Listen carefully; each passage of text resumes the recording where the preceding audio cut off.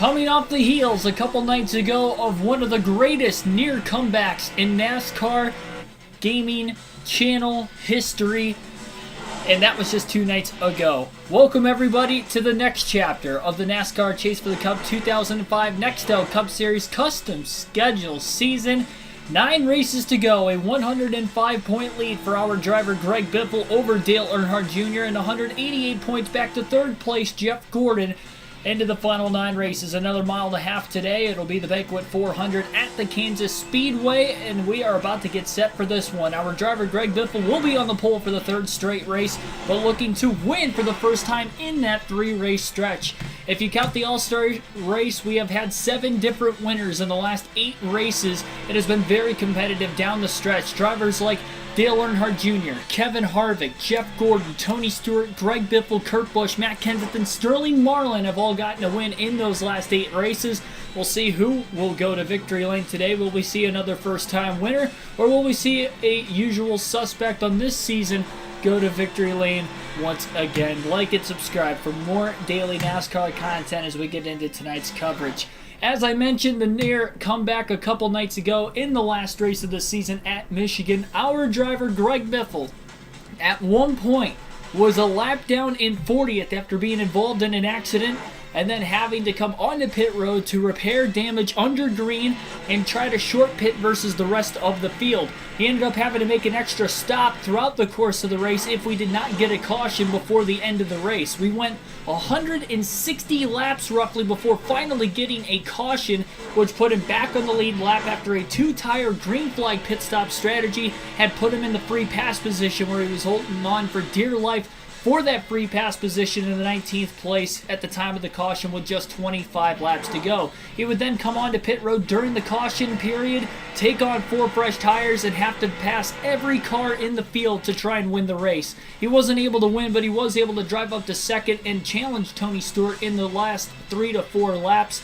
Unfortunately, it was too little too late, and Tony Stewart got his 4th win of the season and 1st of the last 8 races, as I just mentioned. Can Greg Biffle find a way to go to victory lane today?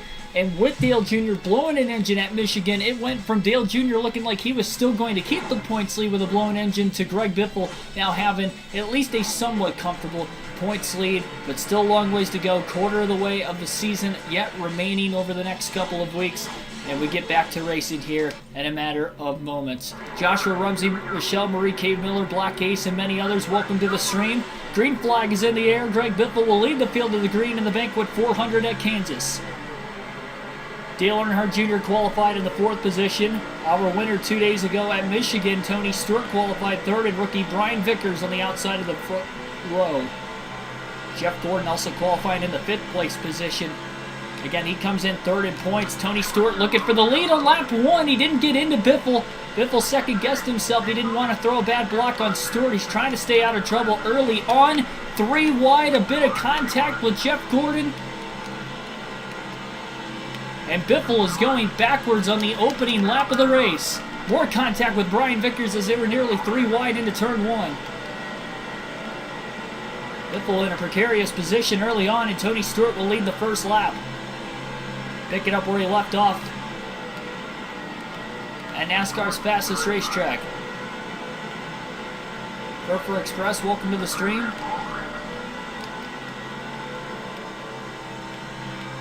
A little bit of smoke towards the end of the front stretch, like there might have been contact a little bit ago.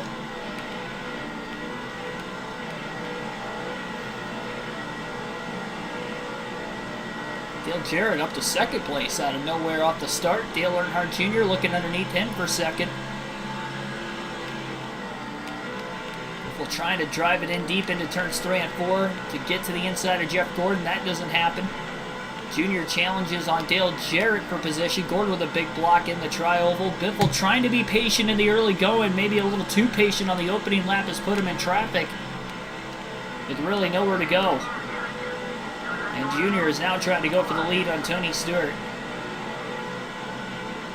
He's trying to really get back as many points as possible following that blown engine he had at Michigan. Dropped him out of the points lead. He was up by 28 points going in. He left the race 105 points out of the lead. He passes Tony Stewart through turns 3 and 4, followed by Kurt Busch. Dale Jr. will lead this lap at the line. 5 bonus points for Dale Earnhardt Jr. now.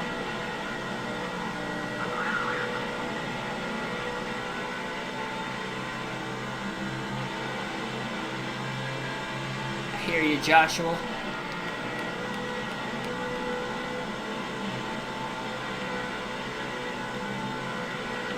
Hopefully can recover, and whatever's going on right now that's challenging you, you can overcome the hurdle.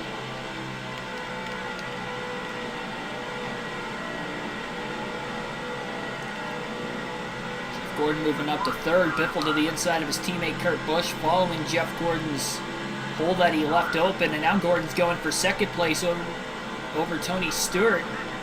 Gordon won 2 of the first 3 races at Kansas. In 2004, it was only the 4th race ever at the Kansas Speedway. And is Gordon going to be able to try and challenge Dale Earnhardt Jr. for the lead here sometime soon?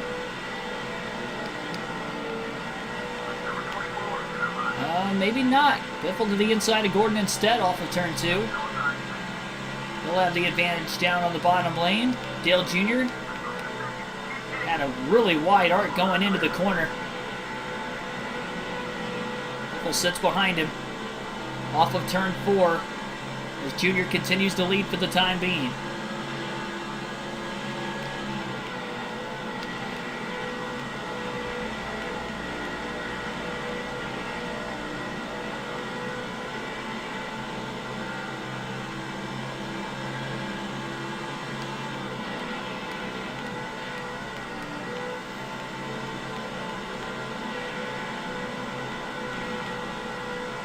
Tyler Burbeck, welcome to the stream.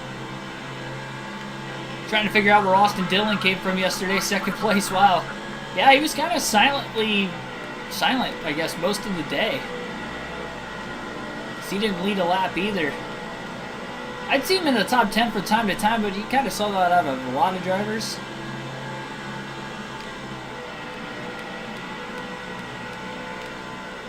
Talladega was a great race unless you drove for my fantasy team. I guess that makes 2 of us. Welcome to the stream, Patrick.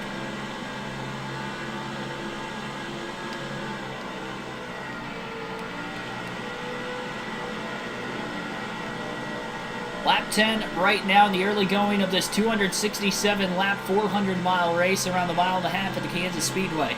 Still a relatively new track to the 2004 season for the NASCAR Nextel Cup Series.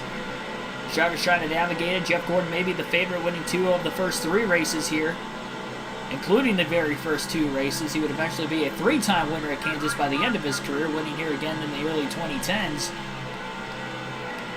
It's a 2-car breakaway, though, right now, as Dale Jr. and Greg Biffle are pulling away from Jeff Gordon. One thing we saw at Michigan, how hard it was to pass the driver with the clean air. Biffle was only able to lead 12 laps from the pole in that race. Once he lost the lead, he never got the lead back the entire rest of the race. We're kind of seeing that right now, where he started on the pole, didn't even lead the first lap, and it's Dale Earnhardt Jr.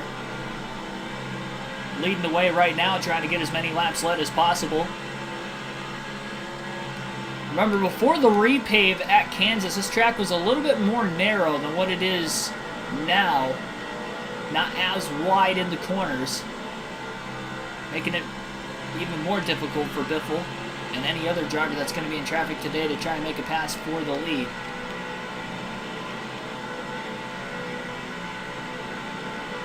Weekly streaming schedule will be posted on the community tab immediately following the finish of this race tonight. And then the race highlight video from the Geico 500 at Talladega should be uploaded on the channel tomorrow.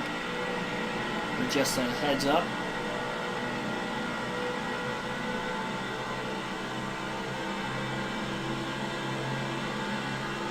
I mean, my fantasy team didn't do so hot yesterday. I still finished 4th in the league. So if that tells you anything, I think most of us probably had bad teams for the most part this last weekend. I know my predictions were way off. I went 1 for 7 on my predictions in the pre-race live stream yesterday prior to the live race commentary live stream. I don't know why I didn't put Bubba Wallace on my team. I'm not going to lie.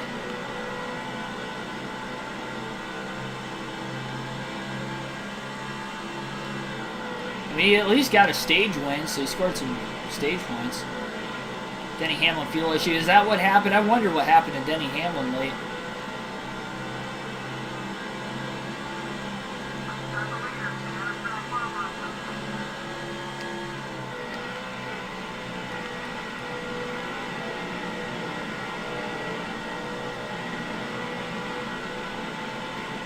Biffle just continuously sitting behind Junior.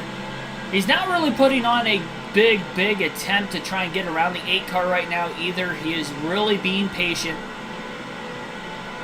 He knows he doesn't want Dale Jr. to lead the most laps, but if that's what it's going to take for eventually Biffle to get around him by the end of the race, so be it. One thing that he's really had a problem with is trying to keep the car clean in the last 2 races, especially at Talladega and Michigan. And it's costed him chances to win in both races. Even though he came back to finish second in Michigan, he still had to come from a long ways back. He was a lap down at one point, got the free pass, but it was just too little too late, even on fresh tires, to try and drive through the field in the final 21 laps following that restart.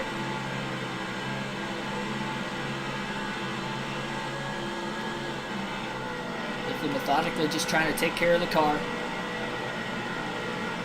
I don't think you can blame him for that. He had a 14th place finish at Talladega the race prior to that as well.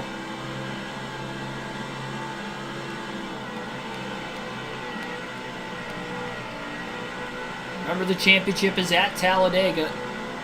I keep saying Talladega. At Daytona under the lights is where Biffle finished 14th. The super speedways have not been good for Greg Biffle this season. And with Talladega being the series and season finale, just gotta wonder what it's gonna take for Biffle to win the championship that day, and the bigger the points lead he has going in, the better.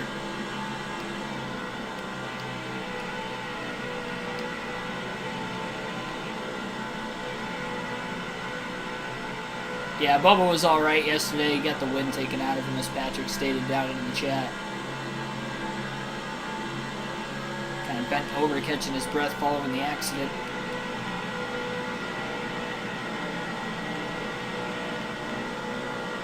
Seth Thomas, welcome to the stream. I had to say Daytona. Yeah, I did. I was doing that in the race at Michigan a couple nights ago, too. I kept saying Talladega. I think with Talladega racing this weekend, that's why I was throwing myself off and saying that. Greg Biffle wins championship. Well, with comeback efforts like he had at Michigan, that definitely helped, because he still could definitely be behind Dale Jr. points coming in. And Jr. led laps yesterday early on in Michigan. He just had an engine failure about 50 laps in that took him out of it really early. He ended up with a 42nd place finish. Jr. crowding Greg Biffle just a little bit. He left the bottom open initially on corner entry. He's going to try to go down to the apron. Nothing really doing there. Got a bit loose when he tried to do it. We did see 5 cautions, excuse me, in the last race at Michigan. The race before that at Daytona, we had 7. Least amount of cautions in Kansas Speedway history, even to this date now in real life, would be 3. So I think it's fair to say that we're likely going to be seeing at least some cautions at some point in time in today's race. The reason why Biffle is just being patient. Knows he's going to get more restarts likely throughout.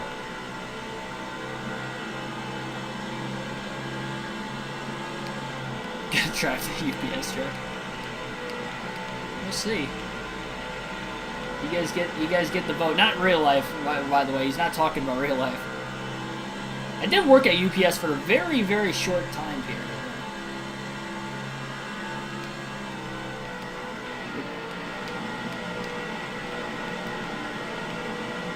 I wasn't driving the truck, so I was loading.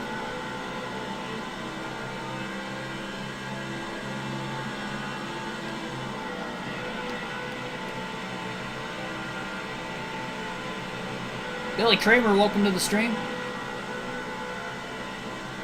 Historical Cinematics, welcome to the stream as well.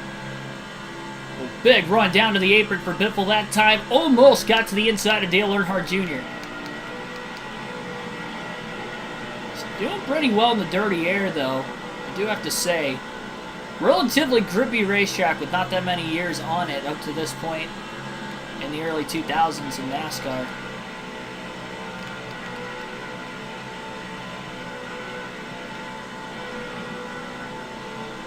We're going to try it again with a little bit of a run. A bit higher line.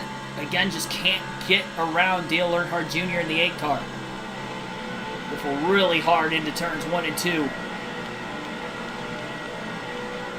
Push up the track a little bit. Dale Jr. trying to mimic the line that the 16 is running. Really driving out of his rearview mirror right now. Biffle to the inside of Dale Earnhardt Jr. Looking for the lead. Biffle, 5 bonus points. He'll lead his first lap of the day.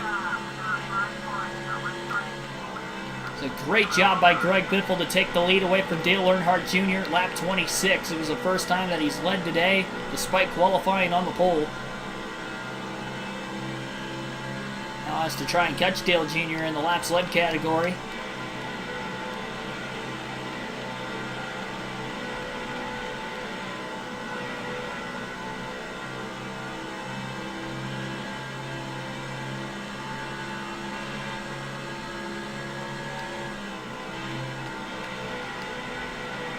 Said you shot a 102 yesterday, correct?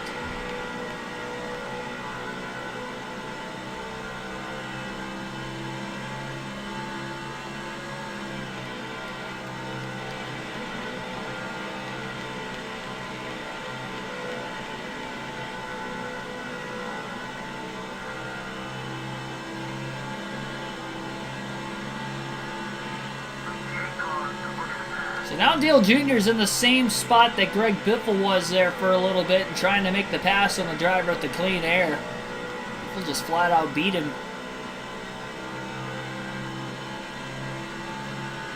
Into turn 3.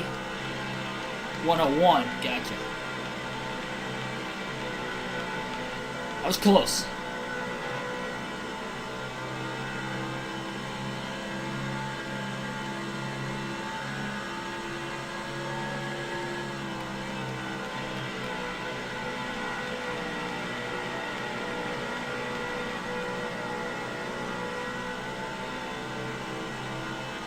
I don't really know. Truex stacked it up a little bit, but I don't think that's abnormal what Truex did.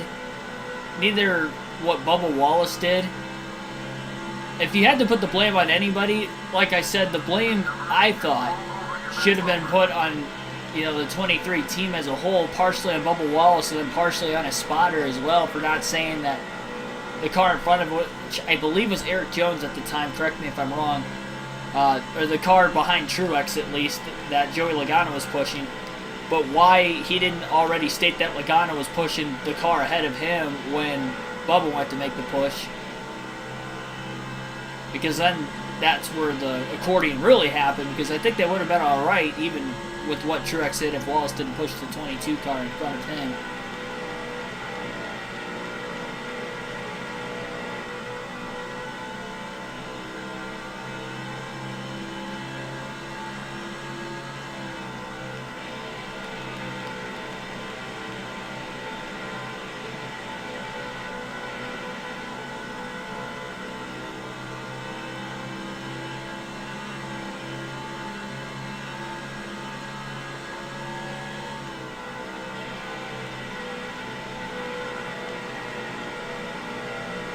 At least that was my take on the accident.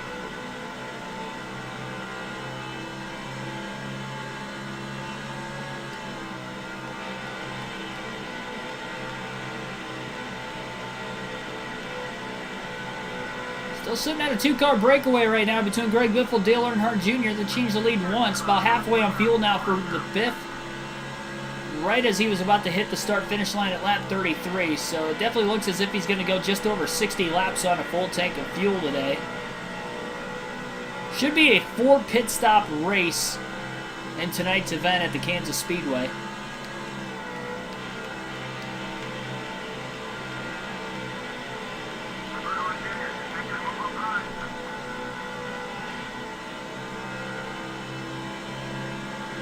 Jr. had a pretty big run off the exit of turn 4 that time, but could not get to the inside of Greg Biffle in the 16 car.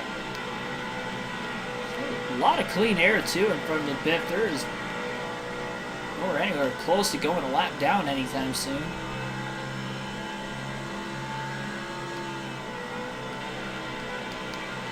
It'll be interesting, too, because if we get enough cautions in today's race, it could be a 3-stopper. Could. Celine66, welcome to the stream. I'm running the test car scheme for different luck, and I actually finished second at Michigan and had an incredible comeback. So I'm keeping it on the car for a few more races. I also had it on for Daytona, because I've never won at Daytona in the EA Sports video games in the Cup Series side, whether it was NASCAR Thunder 2004, I went 0 for 4, and I still didn't win the last one, so I'm 0 for 5 in this game as well.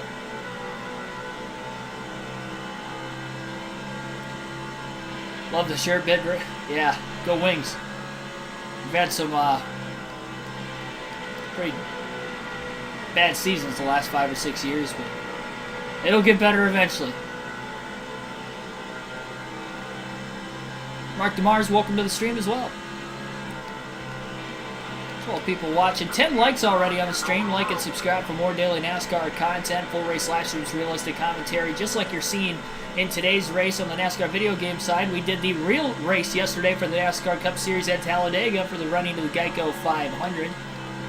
Appreciate you guys that stopped out for that one. Another big showing in the chat. We hit just over 1.8 thousand subscribers on the channel yesterday as well, so again, I greatly appreciate that. It feels like not that long ago I hit 1,000 subscribers, and how quickly the channel's shot in the upward trending direction after that. And since then, just, what, 4 or 5 months ago, it's just been insane. So, appreciate it, and gonna keep bringing you guys the best commentating I possibly can, and tonight is another night for that. We're seeing a great battle between the two championship leaders right now, Greg Biffle and Dale Earnhardt Jr. Nose to tail. With 9 races to go. Quarter of the season remains coming into today's race. And we're having a lot of Cup Series races for this season this week. Next race will be tomorrow night at 6 p.m. Eastern Standard Time, as we will have the running of the Southern 500 at Darlington. So a crown jewel event race tomorrow late in the season. If the track too tough to tame, be interesting to see what that will bring for the next leg of the chase for the championship.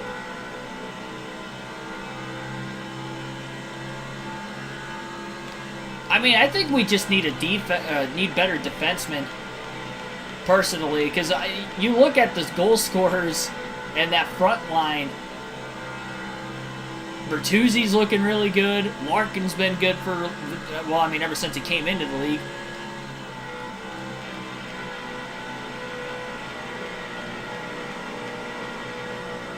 I don't think goaltending's as big of an issue.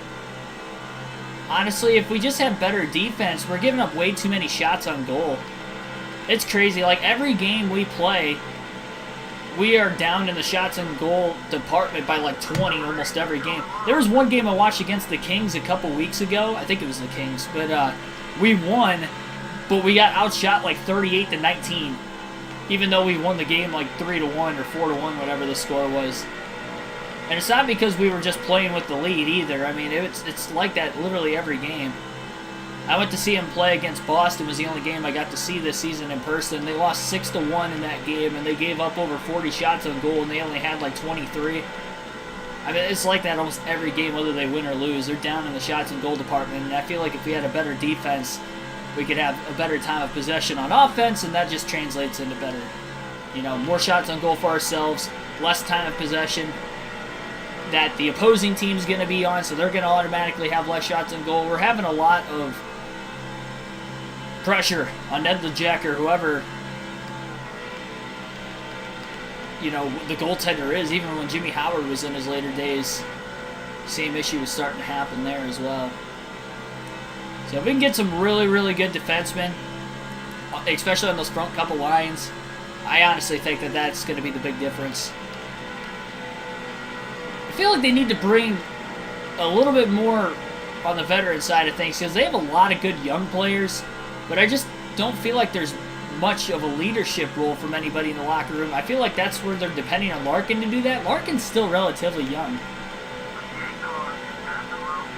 Dale Jr. looking low off of turn 4. Still not quite going to get to the inside of Greg Biffle. Biffle continues to lead.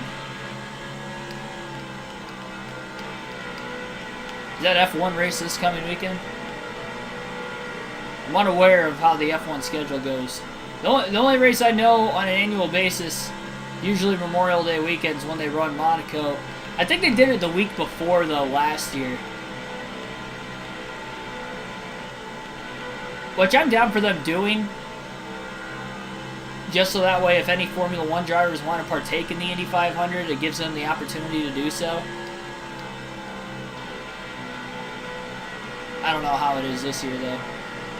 But I also, you know, get the tradition of people that want to watch 3 big-time, you know, motorsport races in the same day. You have the biggest race of all time, the spectacle of the Indy 500, the Coke 600, one of the crown jewel events in NASCAR, the Monaco, probably the biggest race in the Formula 1 schedule as well, as far as history goes.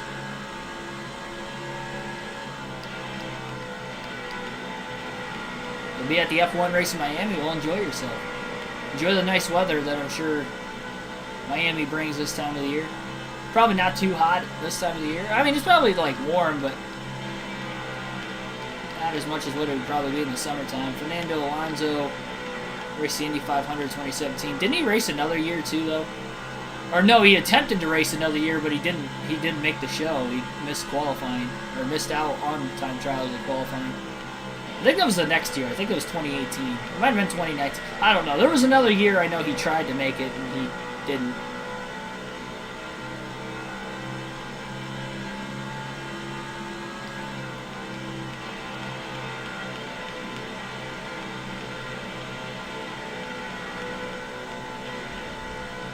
May 8th. Oh, okay, so it's a couple weeks away yet. 2 weeks away. Interesting, though, it is a new course for them, so challenge is definitely going to be on full display for those drivers.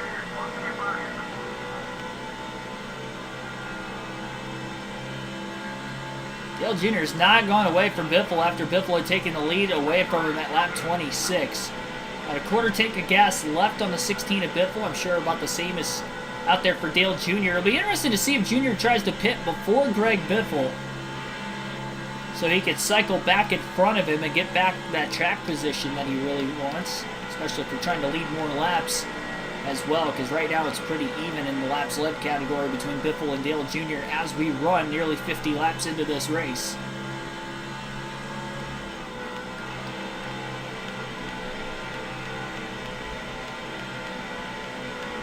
Oh, Biffle way up the track. He's in the wall off of turn 4.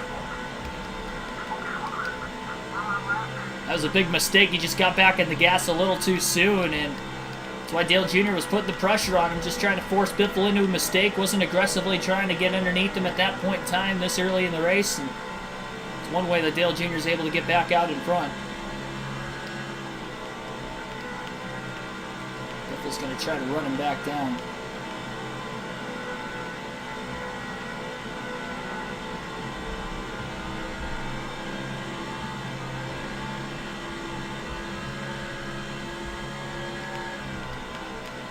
Dust off the PS2, start playing Chase for the Cup again. Starting your season soon. Highly recommend the custom schedule seasons after you unlock the fantasy tracks. It makes it that much more challenging, whether you run the full races or not.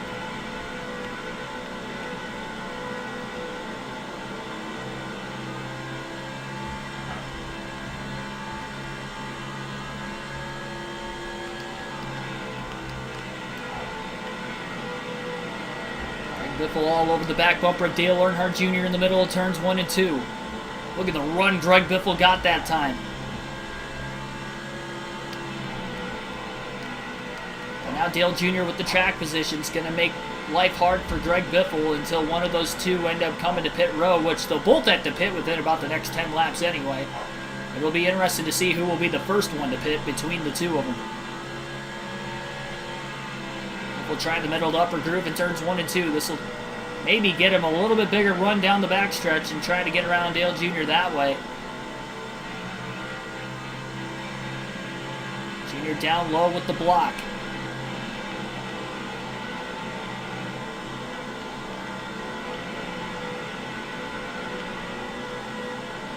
Yeah, I can't wait to experience that Indy 500 in person for the first time ever this year.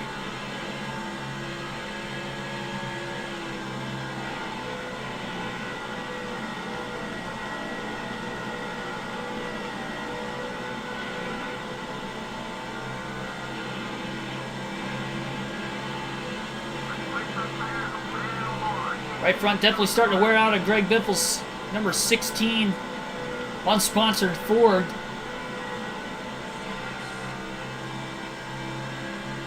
Imagine a Roush car in 2004 of all years.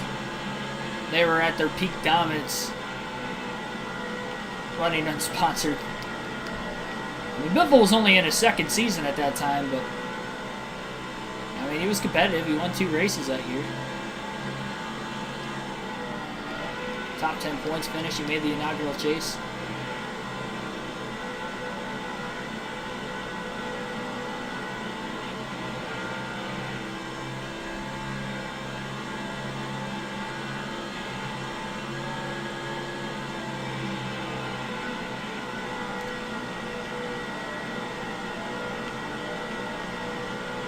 Couple drivers coming onto pit road this time by lap 56. 1/8 of a tank of fuel left for the 16 of Greg Biffle right now. Dale Jr. dropping down to the inside. It looks like he's going to be hitting pit road. And that will give the lead right back to Greg Biffle. So Dale Jr. will pit first. He's going to try to make sure he cycles out in front of the 16. Biffle's going to stay on the track just in case we get a caution. Try to really stretch this pit window out to start this race.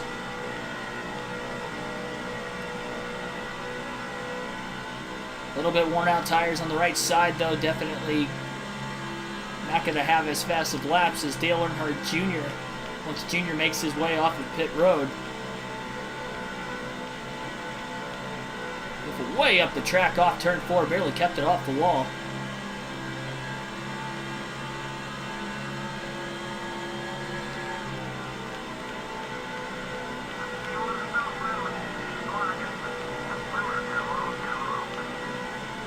Dark Crypto, welcome to the stream.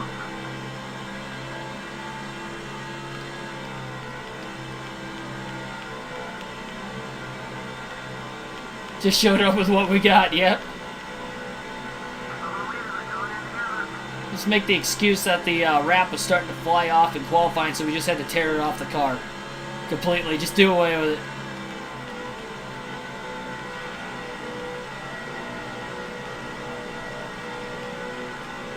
Got the car relatively clean so far, though. And something he has not been able to do in the last 2 races. Racing a little too aggressively, so trying to dial it back just a little bit. Now he has the points lead again. And get back into protection mode. It was a safety hazard. Yeah, we didn't want that flying off and getting caked on somebody else's, grill or windshield. Could have been dangerous. Speaking of dangerous, especially if that flies onto the windshield, there's no safer barrier on these walls yet, or concrete.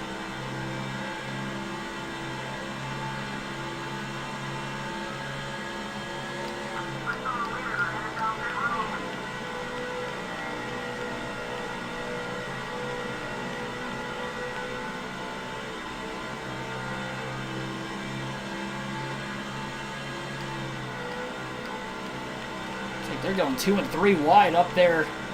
Lap traffic off the exit of turn 4. Getting pretty racy.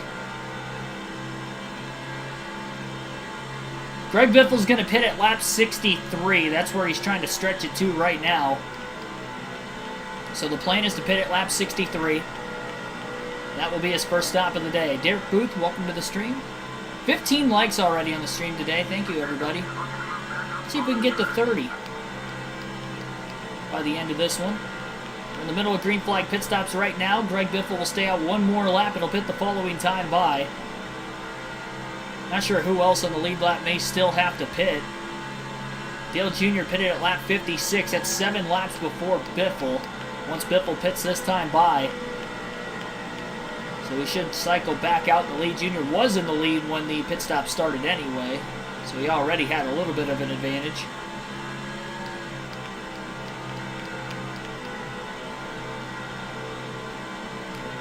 And Biffle trying to pit off turn 4 this time.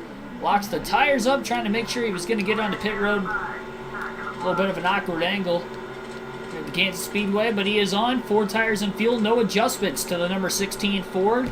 First stop of the day at lap 63. Leads another lap crossing the start-finish line on pit road. Dale Jr. should have the lead this time by, I would have to imagine.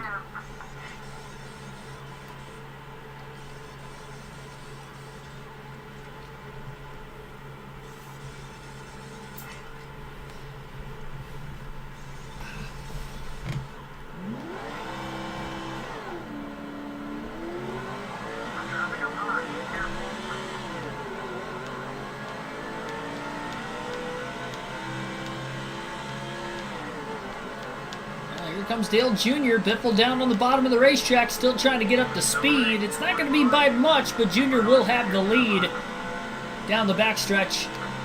Biffle's going to work his way into turn number 3. Mark Martin's kind of come up out of nowhere. Not sure if he's on the lead lap or if he's a lap down now. But only about 3 to 4 car lengths roughly behind Dale Earnhardt Jr. is Greg Biffle.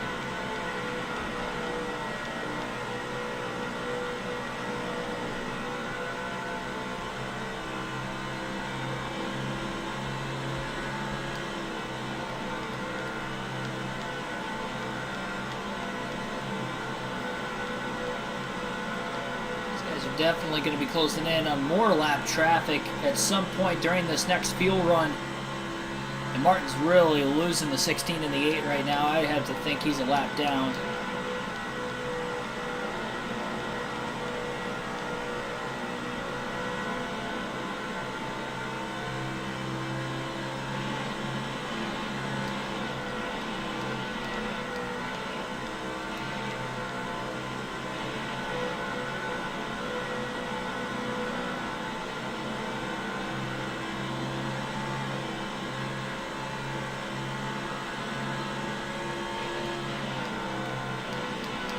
Biffle right on the back bumper of Dale Earnhardt Jr. in turns 1 and 2.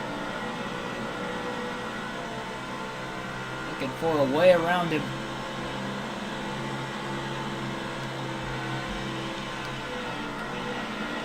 Almost got into the back of him that time. Backed off in the middle of the corner. Didn't want to turn him. Really trying to race him clean like he has pretty much this entire race. I don't think these two have ever made contact with one another. They passed each other back and forth each once.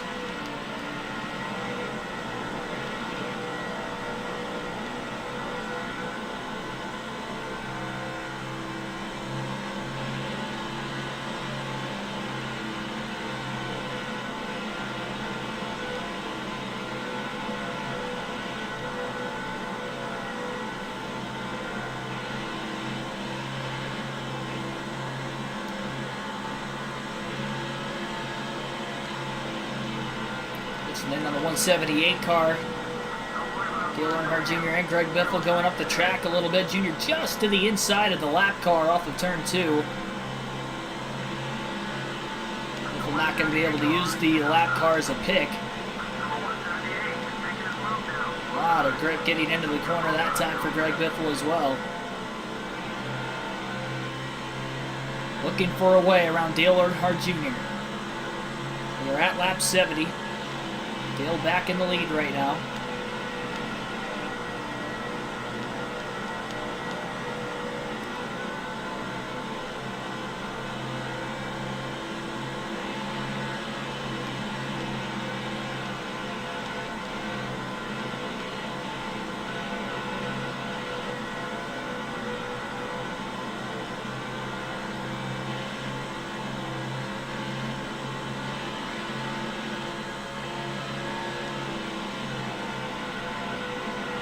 Jr. drifting up the track. I thought he was going to get into Kyle Petty for a second. He ended up just getting around him.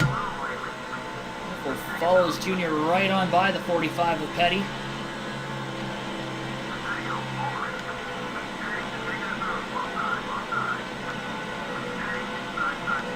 Petty back down to the inside of Greg Biffle off of turn 4. Biffle gets a little bit of a run off the high side. Sits behind him.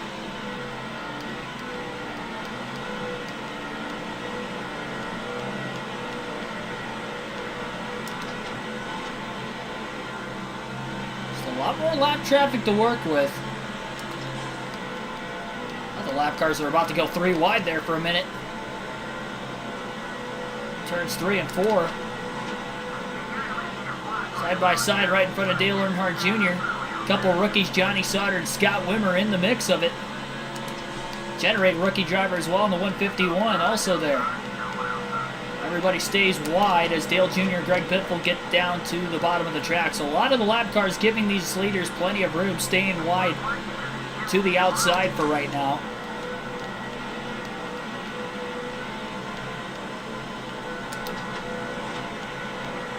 Wise play for sure. Charlie Davis in the 123 car will be the next one to do that as well.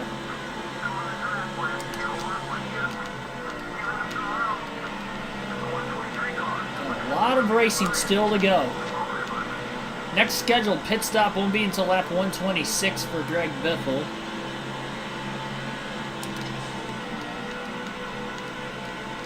It's going to be a little bit shy of the halfway mark. Might try to stretch it to lap 127.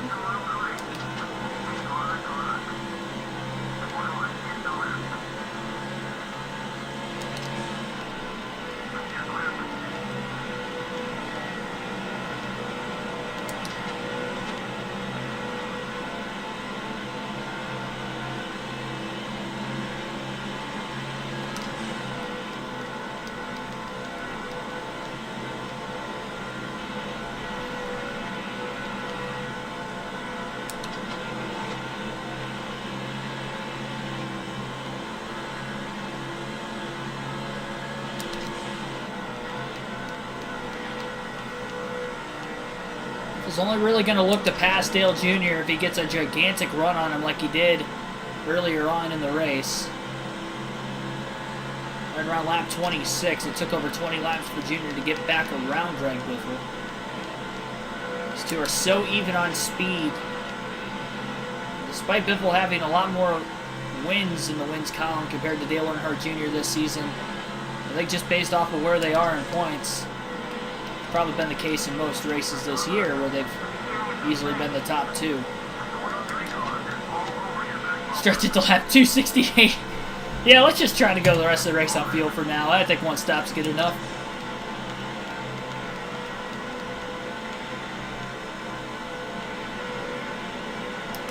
Forget what I said about it being a 4-stop race from the start. Forget the math. Who needs math?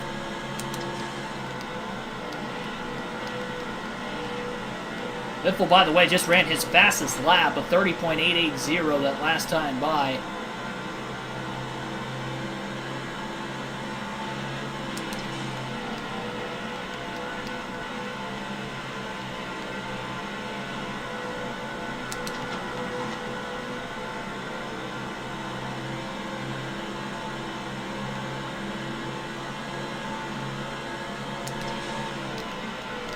Dive into turn 1. Dale Jr. a lot wider of an arc into turns 1 and 2.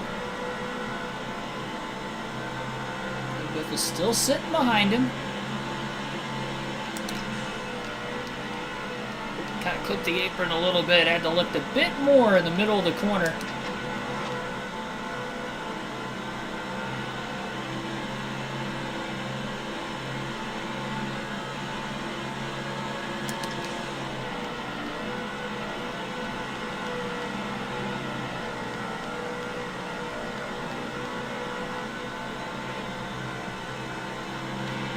Jr. even running about halfway off the wall and in that middle lane down the back straightaway. Maybe going to make it a little easier to throw a block on Greg Biffle. I think Be using a little bit more of his tires up, though, by keeping that tighter exit to turn 2 as well.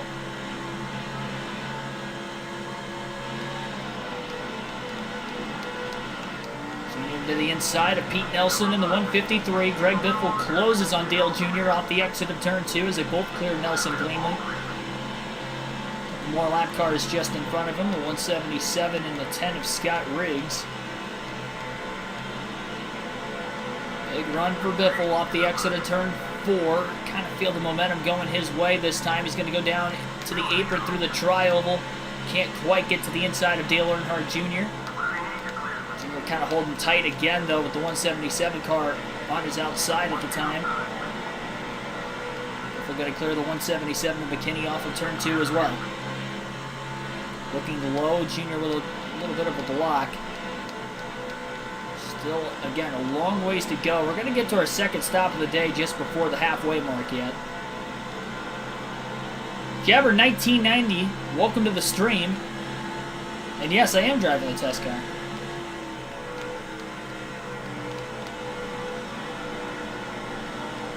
Going sponsorless for the next few races, at least on the Cup side.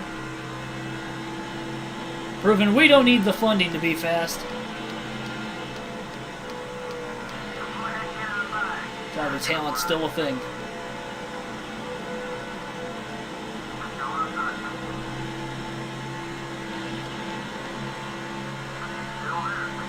You'll really be able to see the scuff marks on this paint scheme if we get any throughout the course of the race today.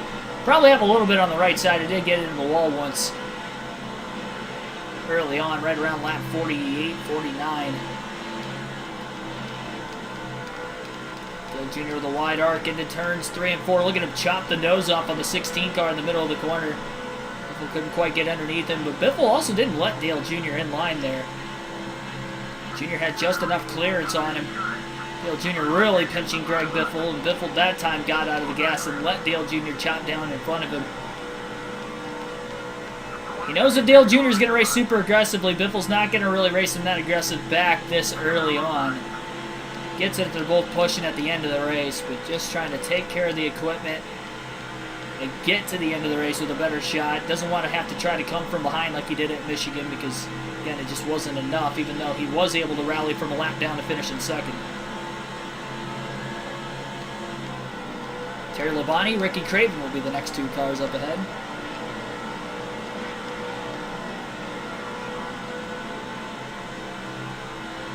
So desperate for cars. Yeah, we've been wrecking a few the last couple weeks. Better to wreck a test car than a normal car. I'm just trying to get a change of luck going right now. I mentioned at the start of the stream that we've had 7 different winners in the last 8 races if you include the All-Star race. So not as much dominance out of the 16 team as what we saw earlier on in the season since we've gotten to about the halfway point. And Dale Jr. picked up a win at the Texas Road Course race. Had another DNF a few races ago as well, and finish outside the top 10 2 races ago at Daytona under the lights.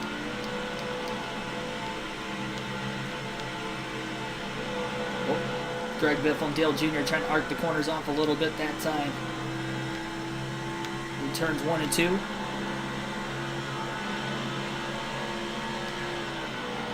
A lot of clean air in front of Dale Jr. again.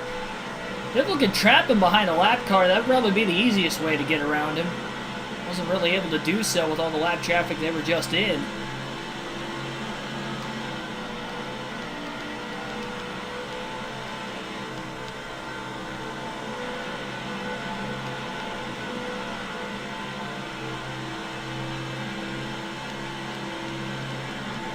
Not gonna lie, when he came up to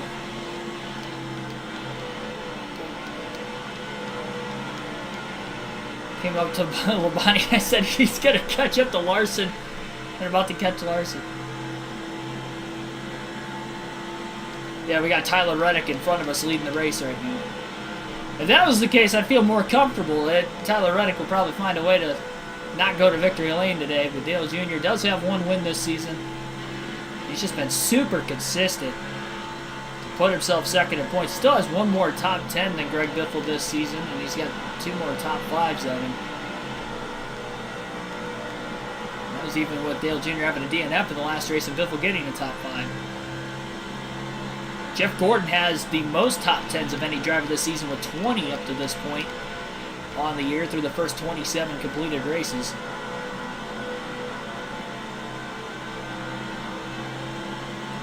We're going to get to lap 100 here pretty soon. Still caution-free at the Kansas Speedway. Again, the least amount of cautions we've had in a Kansas race all time, that is even up to now in NASCAR, is 3. They happened on 2 occasions. Once in 2018 in the fall race when Chase Elliott went to victory lane. And then also in 2005, Dale Jr. really sailed it into turns 3 and 4 that time. Biffle was on the inside of him down the backstretch, but Dale Jr. again holding on to the race lead as Greg Biffle sits behind him.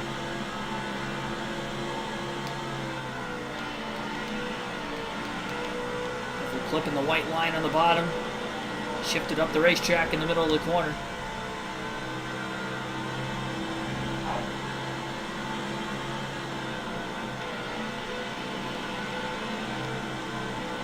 Wasn't Greg Biffle in the Cheez-It car in that game? NASCAR Heat Evolution? The good old Cheez-It car. I actually have a Cheez-It Greg Biffle hat. I think I wore it on the stream. Yeah, I wore it on the stream when we were driving as Terry Labonte. Whenever we had the Cheez-It paint scheme in NASCAR Thunder 04. I actually have that diecast too behind me. Not the Greg Biffle Cheez-It car, but the Labonte one.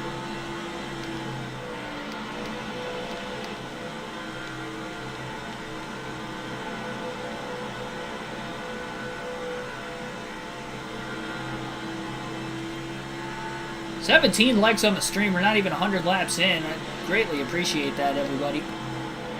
Down in the chat. Just Rick Larson.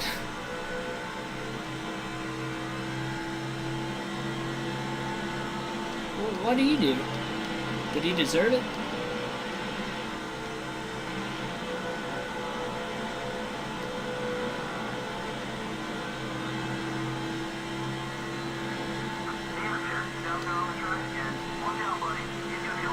So Joe Nemechek had blown an engine earlier on in this race. I did not know that until just now, but he is going to return to the racetrack. He'll be down a cylinder.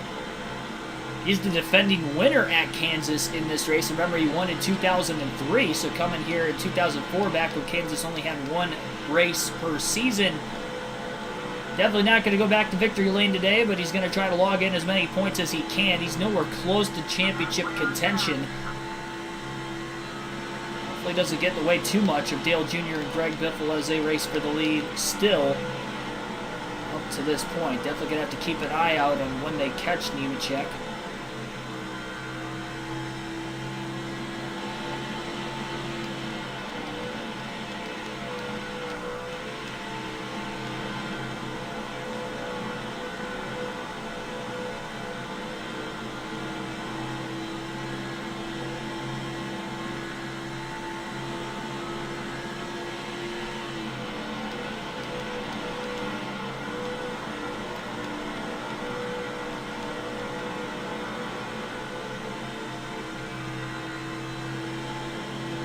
Dale Earnhardt Jr. has led the most laps up to this point. Biffle's led about 25 to 30 laps, but Dale Jr.'s definitely led the most. He continues to lead off of turn 4 this time by.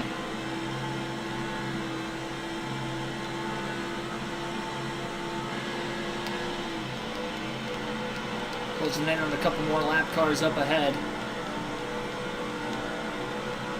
Definitely going to be catching Nemechek probably by every 8 to 12 laps on a rough estimate the rest of this race. This being a 1.5-mile racetrack and Nemechek running well off the pace. Haven't caught him yet since he re-entered the racetrack. Must have cycled out of the pits not too far behind Biffle and Dale Jr. that they haven't caught him yet. Been out there for about 5 or 6 laps already.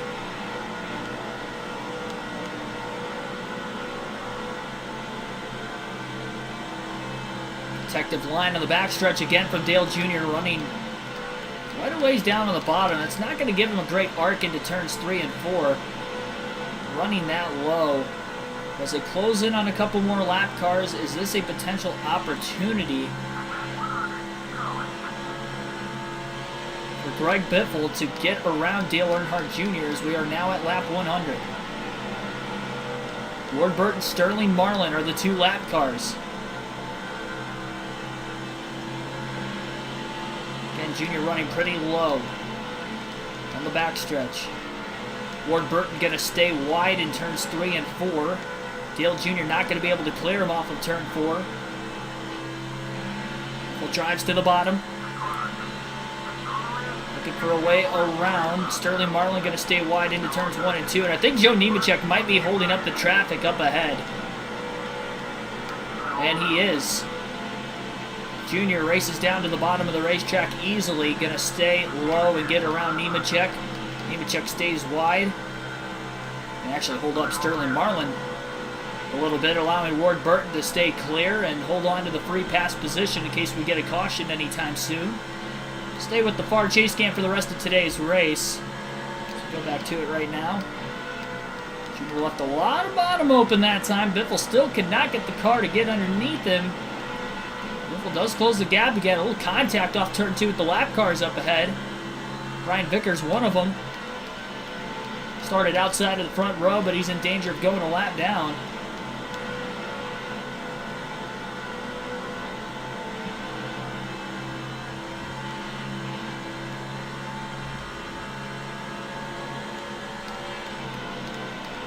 Trying to widen the arc out into turns 1 and 2. Dale Jr. trying to throw a bit of a block. Squeezes Biffle. Biffle is underneath him.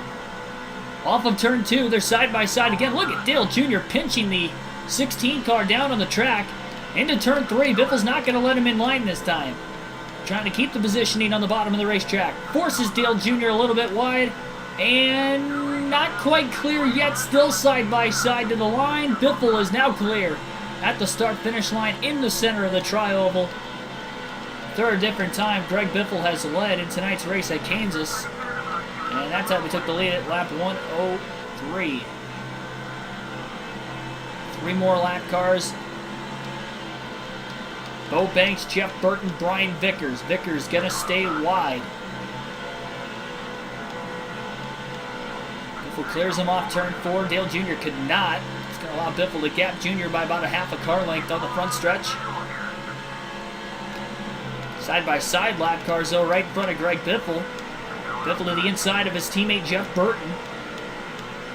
Now runs side-by-side off the exit of turn 2 as they've cleared Bo Banks. Burton going to stay extra wide, giving his teammate plenty of room. We'll see if Burton's going to hold back Dale Earnhardt Jr. at all off of turn 4. Jr. sits behind him on the front stretch. Looks like Burton's trying to block and help his teammate out a little bit.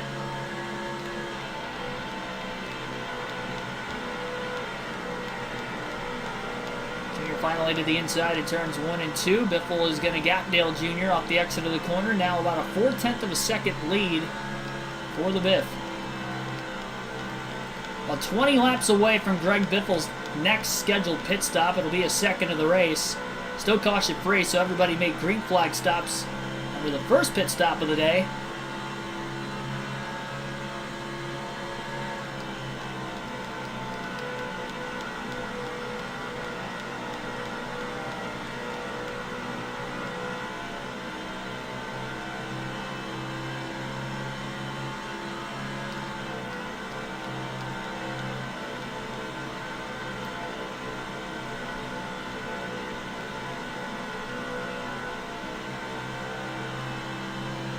Did finally get around Jeff Burton that last lap in turns 1 and 2, and he's trying to close back in on Greg Biffle once again.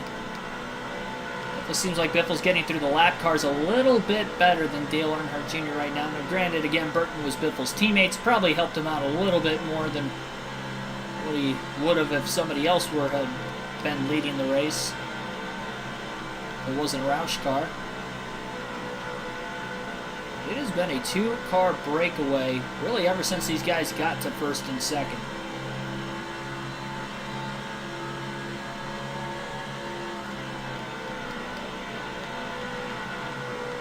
All it takes is one caution to reset the field, though, and get more drivers right back into the race. Got 3 caution-free races this year, but we have not had one in 1.5 miles this season.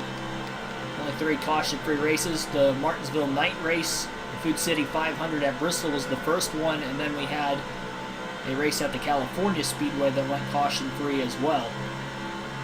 Jackson Thomas, welcome to the stream.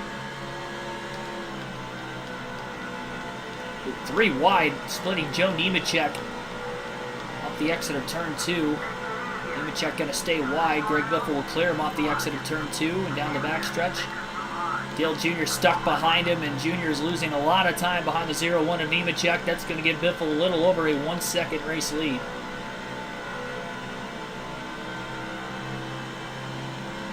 Definitely struggled to get around him there, and that's Biffle's biggest lead outside of when he had stayed out about 7 laps longer than Dale Earnhardt Jr. when we got to the first set of green flag pit stops.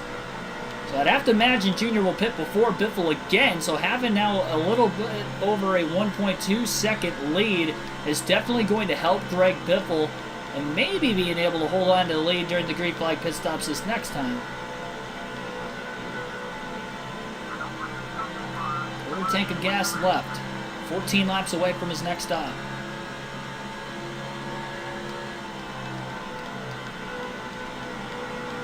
Junior pitted at lap 56, so if he goes 56 laps again, he would actually end up hitting this time by at lap 112.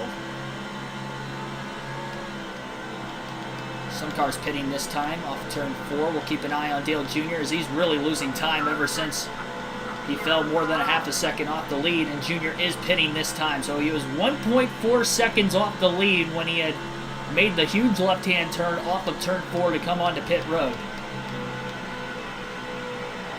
Biffle to the inside of Ricky Rudd. Jeff Green, 3 wide, a little risky.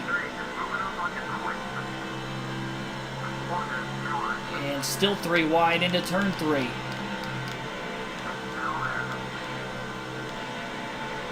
Merging off the exit of the corner. Ricky Rudd cracks the wall off of turn 4. And Jeff Green in the 43 car was able to get right back around him. Rudd finished runner-up in the 2003 race here. And a near side-by-side finish with Joe Nemechek, who went on to win that race. Both cars at least 1 lap down. Nemechek well off the pace. Ryan Newman. 6 of Mark Martin really crowding Greg Biffle. Bit of contact that time. I think Martin's wanting to come into the pits. That's why he was crowding Greg Biffle like he was in the middle of turns 3 and 4. But that was a little bit of a sketchy situation for Biffle. Uncompromised position, but he's able to get through with very minimal contact. Send me a friend request. On what exactly? Whatever it is, I will accept it. I always accept your guys' friend requests. Don't expect me to, message every one of you guys back and forth. I do, read some of the messages you guys send to me. I also don't have the notifications on because of that reason, so if I, never end up getting to it when I say I will, it's because I forget about it because I don't get notified. But I try to accept the friend request as much as possible. I have not played on my PS4 in like over 2 weeks. Since we've done NASCAR 21 Ignition. We've been heating up towards the finish of the Busch Series and the Cup Series season here on NASCAR 05, and I don't want to break the action anytime soon because we've got some good points battles in both series coming down the stretch. So now, no NASCAR 21 Ignition action on the channel again this week. You'll see more of it once these 2 seasons come to an end, as well as NASCAR 06 coming around the corner within the next few weeks.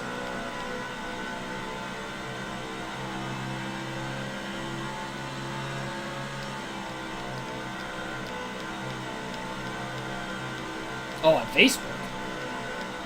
Jeez, the only reason I ever had a Facebook account was because of school. When I was in high school, our science teacher was always posting stuff on there for assignments or whatever that we had to do weekly. It's the only reason I have a Facebook. I never had social media when I was growing up. Started a Twitter account like last summer because of the channel. I think I started Instagram like the fall before that. Fall of 2020, I want to say. The early going of the YouTube channel's history, and I only started it because I had the YouTube channel. I think I've ever posted one thing on Twitter, and I haven't posted anything on Instagram since I went to the Daytona 500 in February, so it's been a little bit. It's now the end of April. Closing in on Joe Nemechek again. Every time he's caught him, it's been on the back straightaway, or at least off the exit of turn 2, so it's been pretty easy to get around him. No major traffic around Biffle as well when it has happened.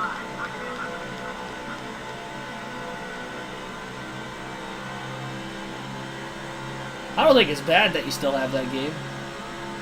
Like what you like, and even if you don't enjoy it, maybe you'll keep it around for whatever reason.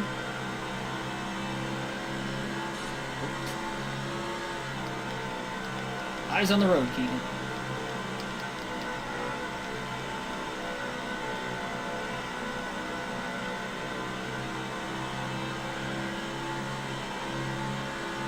Biffle about 5 laps away now from the next stop.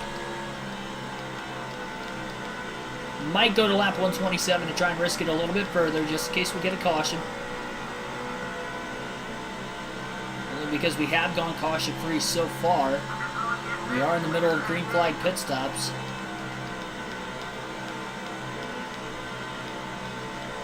Oh, you haven't even opened it. Well, that I don't blame you for either. I'm surprised you haven't just returned it by now.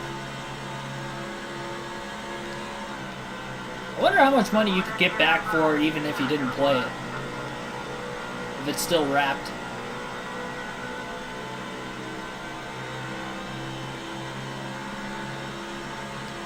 If you have a physical copy.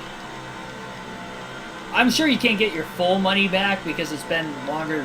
I mean, it's been a few months.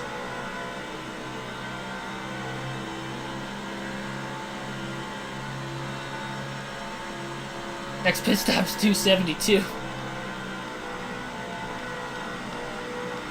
Well, we don't have that many laps in the race. There's no overtime in this period of NASCAR either, so we won't get to that many laps in this race. Even if we get some late yellows.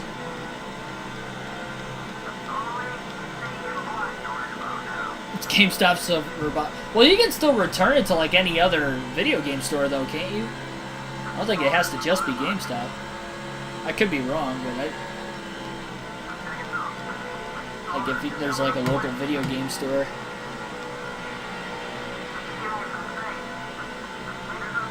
I was gonna say, Greg Biffle's not the last car that still has to hit pit road yet.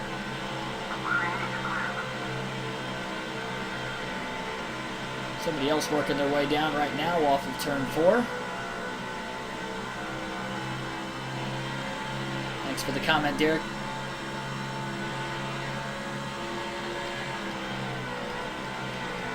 Buy it as a collector's item. There you go. Sell it to some 8-year-old, they'll buy it. Oh, wow, I want that game. It's new, he hasn't even opened it. What is it? NASCAR 21 Edition. He said he'll give it for me for only 20 bucks. I guarantee you some mom will buy it for their kid. They have no clue how bad the game is. Unless they're on NASCAR Twitter or something like that. Maybe they do. That's kind of scummy too. I was just joking about that. I wasn't being serious at all when I said that.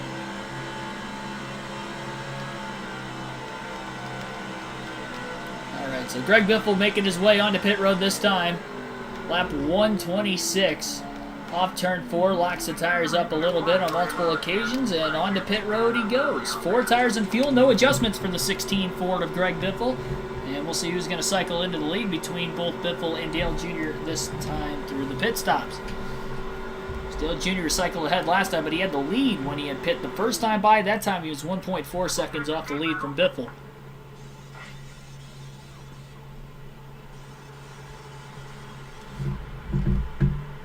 Jonathan Brinker, welcome to the stream. Made custom schedules on this game as a kid. Love watching this. Thank you.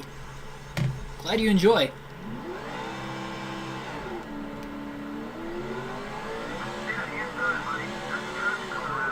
Greg Biffle working his way off of pit road. Down on the apron of the racetrack. Where is Dale Earnhardt Jr. and will he be able to cycle back to the lead? Biffle staying on the apron and down to the bottom of the racetrack, and I think Biffle had enough of a lead and a fast enough pit stop. He should hold on to the lead into turn 3. So Dale Jr. definitely cut down the time a little bit. It's about a half a second off the race lead off of turn 4 as Biffle gets up to speed at Kansas. So we currently have 140 laps to go. We're just shy of the halfway mark following the second set of green flag pit stops. So we have cycled through caution free in this one. We'll see.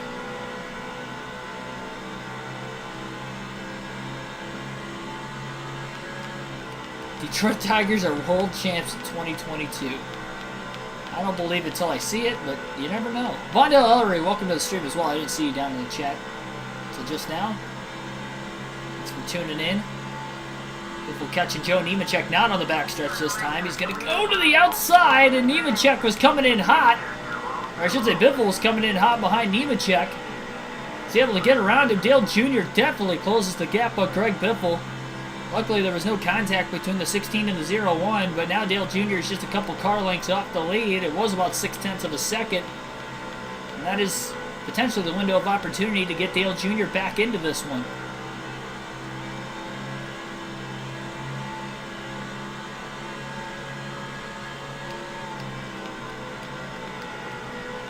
If we make the playoffs, though, that's a win for the Tigers this season. Considering we haven't had a 500 season in a little while.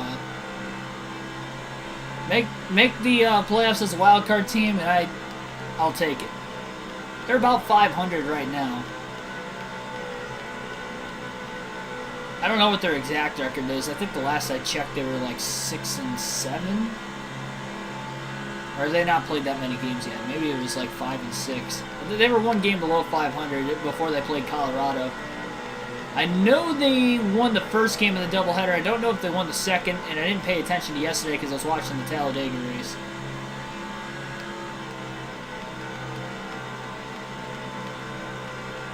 So they might be a little above 500 now.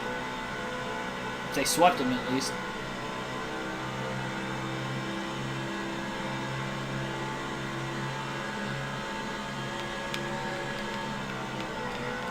The hitting's really struggling, though, this year. Pitching's been doing pretty good, except for when we won 13-0.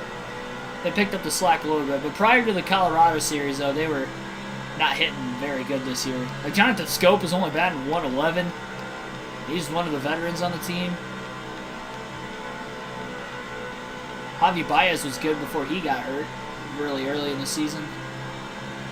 Miggy's been having a pretty decent year so far for average. I mean, even though he hasn't hit with power the last, like, 3 or 4 seasons, he's still hitting good for average. He's still in the 280s, right around 300. There was only one year I think he was down around, like, 230, 240, but other than that, he's still hitting about the high 280s. Batting about 300 every year. He's just not hitting as many dingers as he used to. 6-9. Oh, nice. That's a... I didn't realize there were that many games below 500.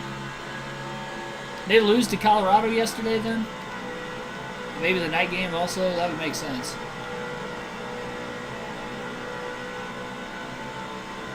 First game won 13-0. Winner won yesterday. Gotcha. Heinz Super Bowl champs. I'd pump the brakes on that one. I don't think that's happening anytime in the next decade.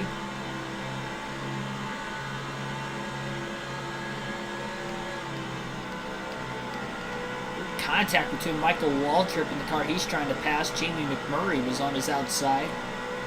Turns 1 and 2.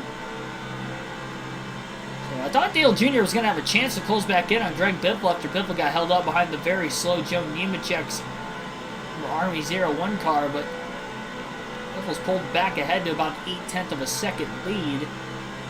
3 to 4 more lap cars Biffle's closing in on pretty soon here, and he'll catch the first one of Dusty Gibson and turns 1 and 2 in the 178 car.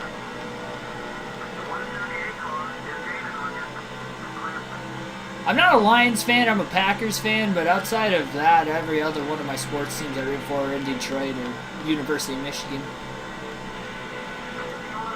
I had a Brett Favre jersey when I was a little kid, so like ever since then I've pretty much been a Packers fan. For whatever reason I got the jersey. My uncle was always a Packers fan too, so maybe that was the reason. I just remember when I was like 5 or 6 having a Favre jersey, and I had a Charles Woodson jersey there for a little while when I was younger too. And then I got the Clay Matthews one. That Rogers one. That still fits me. Really, it was really big on me, and now I'm starting to grow into it. But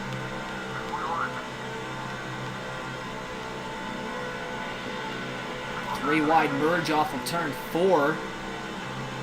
Biffle went to pass Michael Waltrip and Jamie McMurray. Oh, Nemechek's in the wall on the front stretch. I don't know if Kyle Petty got into him or not, but Nemechek got into the outside wall. That stacks up Dale Jr. along with some of the lap cars behind Biffle. And Biffle's got about a 1.6 second lead over Dale Jr. Cue the duck. Yep, today is our trivia. Well, today we have a trivia question every day on the channel. I didn't do one for the live race yesterday. I meant to, and I kind of got sucked in with the racing action, doing the live commentary for the race. There was a lot going on. I didn't have a trivia question for that. I'm actually from Northwest Ohio, by the way. I live about an hour and 15 minutes south of Detroit, though. About a half hour south of Toledo. Southeast of Toledo. But I'm actually closer to Detroit than what I am Cleveland, so most of the fans here are kind of split evenly between like Cleveland sports and Detroit sports. Same thing with Ohio State, Michigan fans. I'm actually a little bit closer, like half hour closer to Ann Arbor than what I am Michigan, or half hour closer to Ann Arbor than what I am Columbus. So it's kind of split. But tonight's trivia question has to deal with the Kansas Speedway. Who is the only driver in Kansas Speedway history to win from the pole more than once? So again, that is tonight's NASCAR trivia question. Who is the only driver to win from the Kansas Speedway from the pole more than once in the NASCAR Cup Series? Give you guys the answer to that question at lap 150. So you guys can answer down in the chat below. Try not to cheat. Don't use Google, but you guys can throw your guesses or your maybe educated guesses. Maybe you know the answer to the question, but put it down in the chat. I'll give you guys the answer at lap 150, whether it is right or wrong. I'd like to see how many people can get it instead of, you know, maybe it being guessed correctly within the next few seconds and then giving you guys the answer right away. I'll repeat the question in a few more laps. See a couple of Kyle Bushes down in the chat. And I'll give you guys a hint at lap 145 as well. So I'll give you guys the answer at lap 150 and a hint at lap 145. So maybe you could change your guesses by then. So the lap car behind Biff will get into the wall that last lap off turn 4 as well. I have a bad feeling if we're going to see an accident, it's probably going to be caused by Joe Nemechek. One car is down on the apron of the racetrack and has blown an engine right now, and it looks to be Kevin Harvick. He's kind of been hit or miss with that this season, and Harvick is going to be done for the day. See a Logano guest, Jeff Gordon, a couple of Gordons.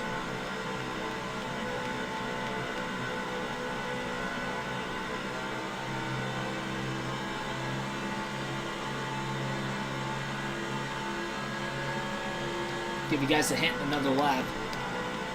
Dale Earnhardt Sr. I can tell you outright that it's not Dale Earnhardt Sr. because the first race at Kansas was in 2001 and he had passed away in the 2001 Daytona 500, so he never got to race at the Kansas Speedway. At least in the Cup Series. Same goes for Richard Petty.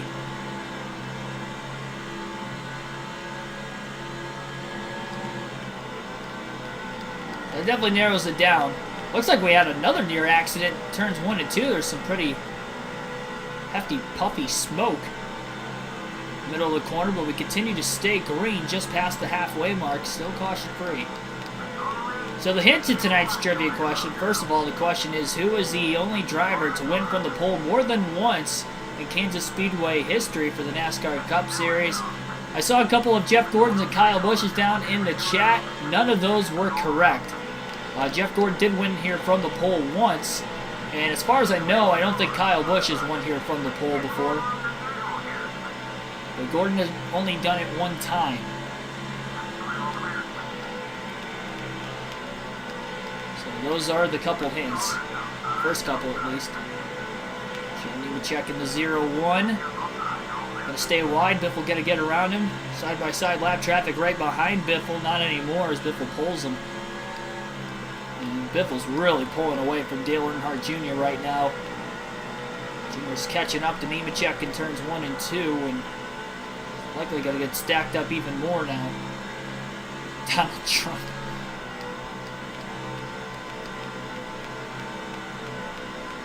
I have not seen the correct answer down in the chat yet.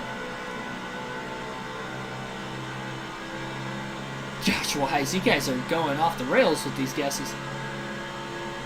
Bubba Wallace only has 1 career win, so it's not him. It was at Talladega. Leaf Petty.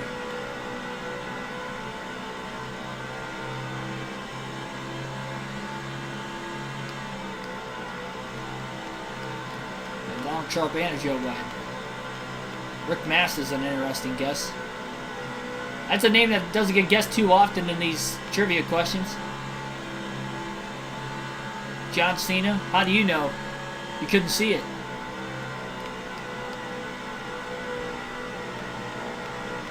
It was not the Biff. He's got 1 more lap. Try and get the answer. I have not seen the answer to the trivia question yet, and I'm kind of surprised. Kenseth won here from the pole once. Kyle Larson won here from the pole once last season. You guys still have not gotten it. Again, I'll repeat the question quickly before I give the answer. About another half a lap. Who is the only driver in Kansas Speedway history to win the pole and win the race more than once? And I see it, and Jackson Thomas has got the question correct tonight, right at the buzzer. Kevin Harvick is the answer to tonight's trivia question. He is the only driver to win at Kansas from the pole more than once in his NASCAR Cup Series career. The most recent was in the spring race in 2018, where he led over 200 laps, and then also got a win here. I'd have to pause it, relook it. I think it was 2005. Let me look at that again. What year was the second one? I still have it up here. The second one was 2013. Sorry, 2013 fall race. I was way off when I said 2005. But, yep. Kevin Harvick. Matt Kenseth won from the pole once in 2013 here. Like I said, Larson did. Jeff Gordon did once in... actually, no. Gordon won from the outside of the front row in 2001. He did not qualify in the pole. Joe Nemechek won here from the pole in 2004 rather. And... Jimmy Johnson did it once. I saw that guess down in the chat. Martin Truex Jr. did it once in the fall race in 2017. Those are the only drivers who have won from the pole, but Harvick is the only one to do it twice. Well, thanks for playing the trivia question. Swear didn't use Google. Yeah, nobody guessed Kevin Harvick until Jackson Thomas right at the very end.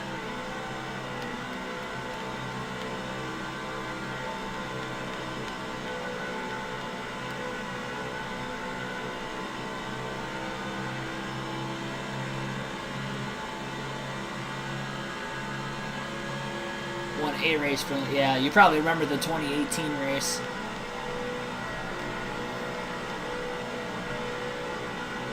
That's impressive though that he did it at night in the springtime once and he did it in the fall time during the day once. Both with Stewart Haas Racing. Or sorry, the first time actually he would have been with RCR still. 2013 he was driving the 29 car. So he did it with RCR the first year that he had done it. 2013 in the fall race, and then he did in the spring race with Stewart Haas Racing. 2018. Kevin Harvick's wife's cute. One thing I will say. So, for whatever reason, NASCAR, and I'd say most of the time it's been NASCAR on Fox over the years. They always show Kyle Busch's wife on the pit box and Kevin Harvick's wife on the pit box if they're leading late in the races. I don't know if, like, Fox said that they were going to do that and then they gave them the okay for it, or if that is it. Like, they don't show anybody else's, wife or, girlfriend or whatever significant other. Like, they don't show any other driver's significant other on the pit box except for Harvick's and Kyle Busch's. I never understood that. I always wondered why. And why those two of all.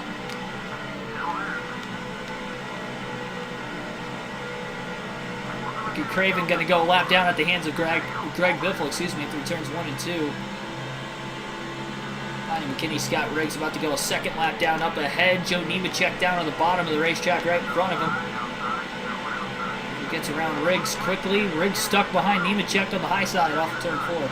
Sean Derriman, welcome to the stream. Better luck with the test paint scheme. Exactly, that's why I changed the paint scheme to the test scheme. Qualified on the pole with it all 3 races. I will say that much.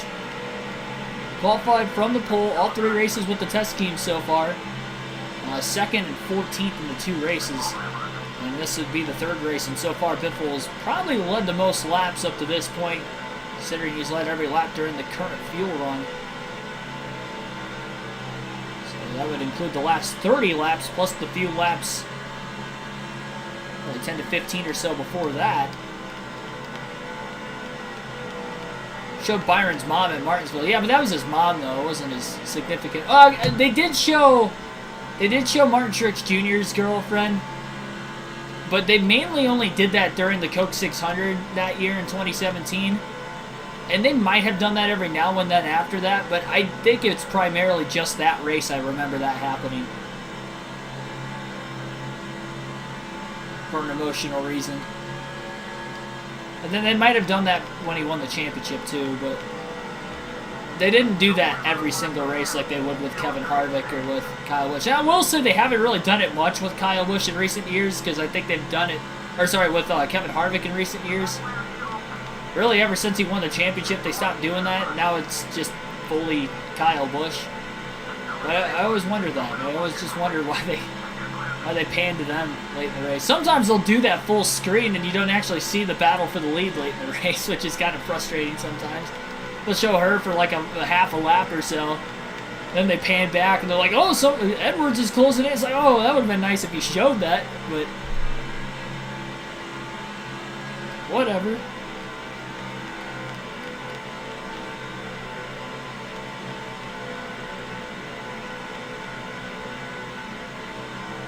His girlfriend seems to be doing pretty well. Are you talking about William Byron?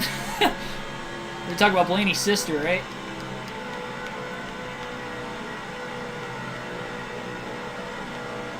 Talking about Ryan Blaney's sister, not Dave Blaney's sister. That'd be weird.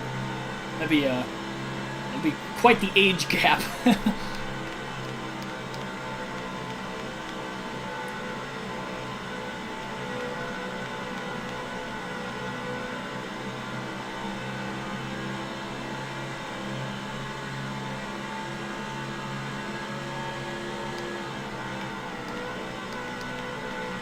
I'm gonna be honest, I've always heard about Byron dating Blaney's sister. I don't even know what Blaney's sister looks like.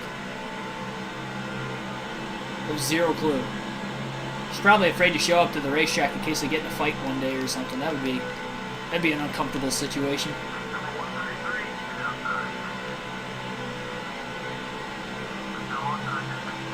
I mean, they're literally 2 of the nicest guys in the garage. I can't see William Byron ever getting in a fight. I feel like Blaney gets frustrated over the radio, but he doesn't really let it show after the race.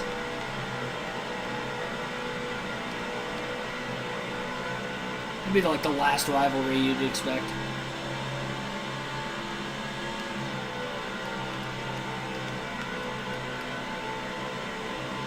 When Jimmy ran out of gas in the Coke 600, Austin Dillon ended up winning. That was his first career win.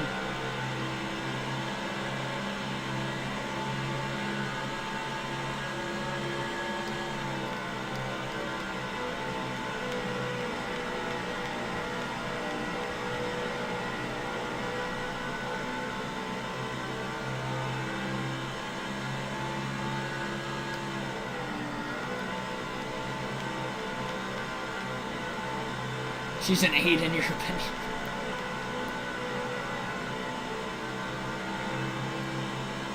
Yeah, I've never seen her before.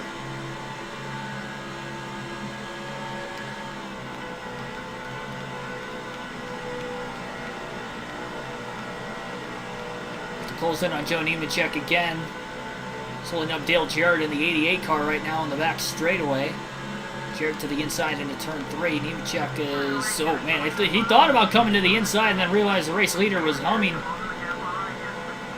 And just blew right past him in the middle of the corner.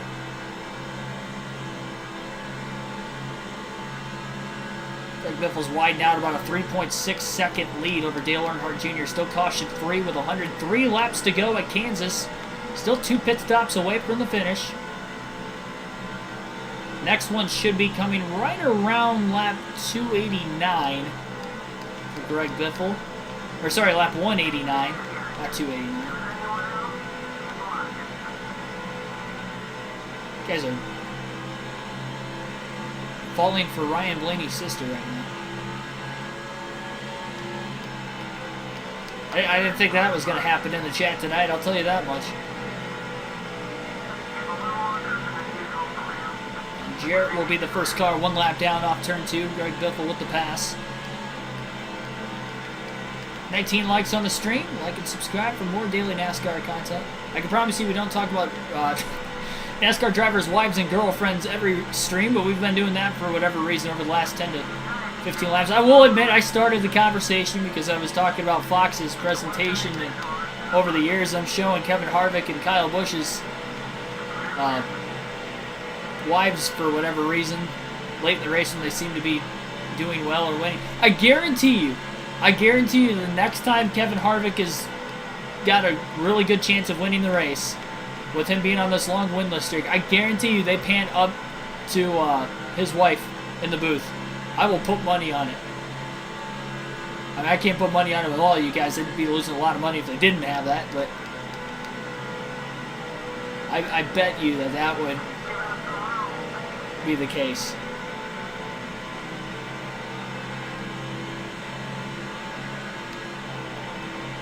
Especially if it's on Fox. If it's on NBC, they might not show, but if it's on Fox by the end of the year, I guarantee you they show that. And they'll go full screen, and then like he'll blow a tire or something, and we'll just completely miss it because they were showing his wife. That sounds like something that would happen with Fox, their coverage.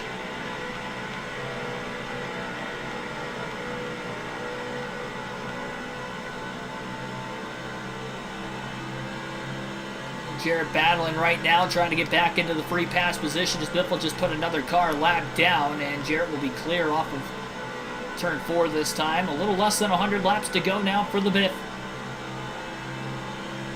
Trying to find a way to victory lane for the 3rd time in an 8-race stretch. I guess it'd be a 9-race stretch. Well, it'll be 8 regular season races, 9 if you include the All-Star race.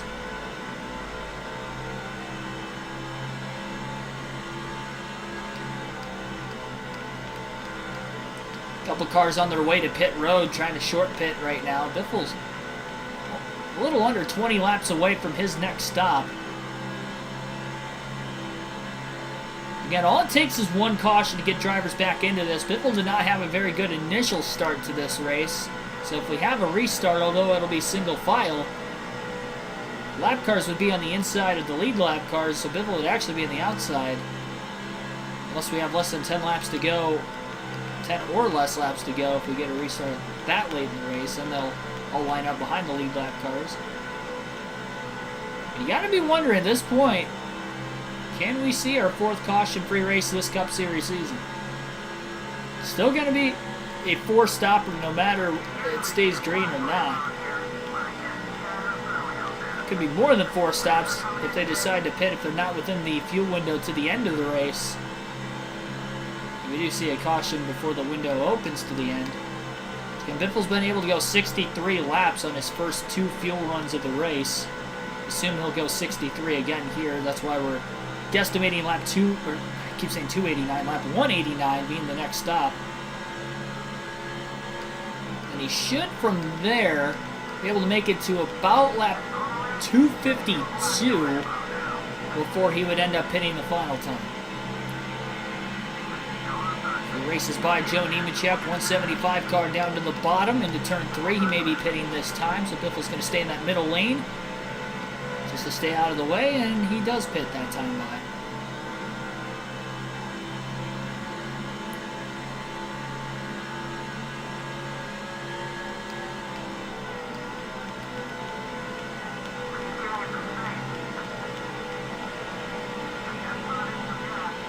Over the tank of fuel left. I believe Rusty Wallace is going to pit this time into turn 3. He's going to stay really wide. Greg Biffle easily gets around him through 3 and 4. Clears him off the exit of turn 4.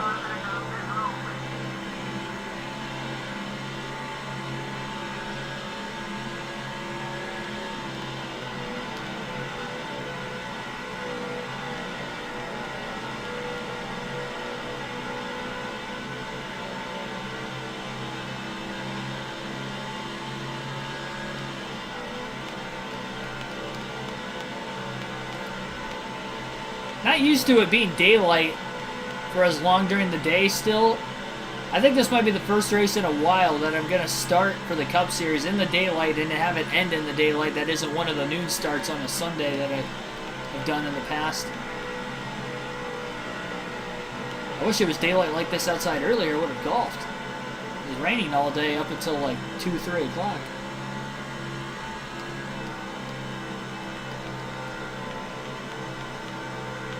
Tomorrow it's supposed to be in the low 50s and super windy, and then the day after that's supposed to be in the low 40s, so I'm not going to be able to golf till it looks like Thursday. I think it's supposed to get back up to 58. And not super windy, so I'll suffer without it for a few days. Probably better. I didn't really play too well the other day. I shot an 87. One day after shooting a 39, I was like, okay, that's good. Maybe I'm in mid-season form now. No, I go back out the next day and I struggle. I don't know how that happened. Blaney has 2 sisters. I did not know that. I only ever really heard of the one because Byron was dating her.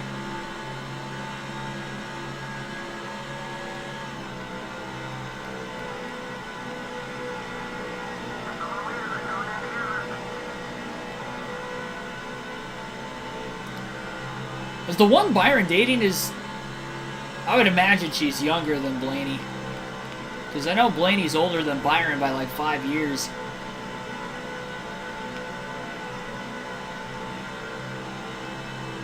I would imagine would be the case.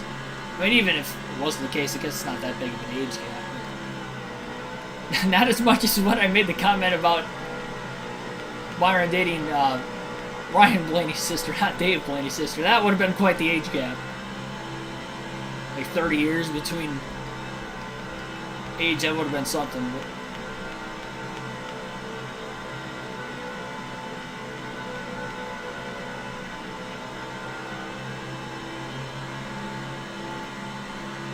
Nine laps away from Greg Biffle's 3rd pit stop of the night. Continues to lead this race. Has to be getting somewhat close to the most laps led if he continues to lead. He had about 3.8 seconds over Dale Jr. before Jr. hit pit road early again.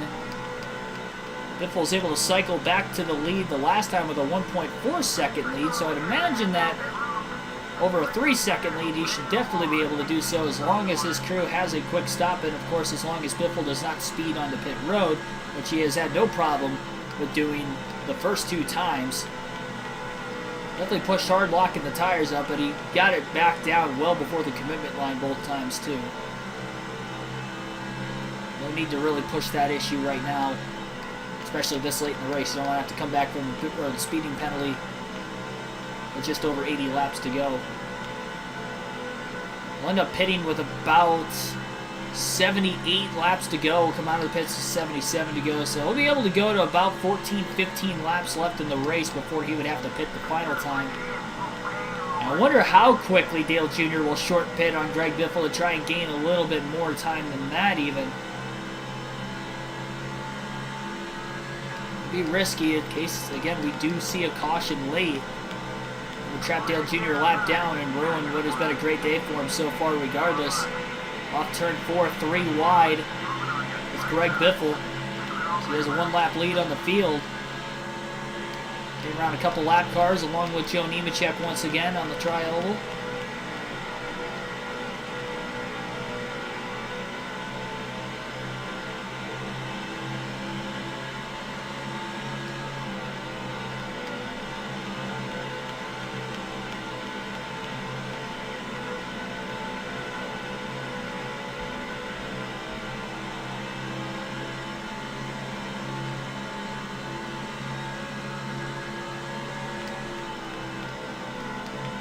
Blaney has a one-lap lead on the field because he is the last driver to still make his third stop of the day.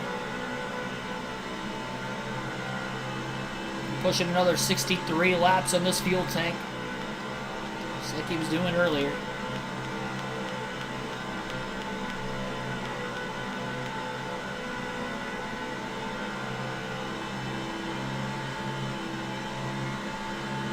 I have to assume there are quite a few drivers a lap down in this one, with it being caution free through the first 185 laps, even after Biffle cycles through. Next set of pit stops is another car pulling off of pit road, or onto pit road. Lap 185, not sure if that's a scheduled stop for them or not. To see if they'll be able to pull back onto the track. Pretty late compared to everybody else. The update on Dale Jr., as far as we know, he's in second when everything cycles through the green flag pit stops. He was about 3.8 to 3.9 seconds off the lead when he had pit this last time, right around lap 170 to 172. Biffle staying out to lap 189. I would think Biffle's going to be able to cycle in front of him as long as his crew has a clean stop, but so far they're 2 for 2 today in clean stops. Been pretty inconsistent on the year, whether it's been the Mr. Clean crew or the regular crew that he has back on the team for the rest of this season. Definitely, if I had to guess what the Achilles heel has been for the 16 this year, it probably has been the picture.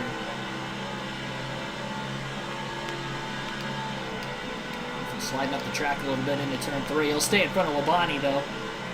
I don't think he'll quite get to Jeff Burton before he pits in about another lap or two.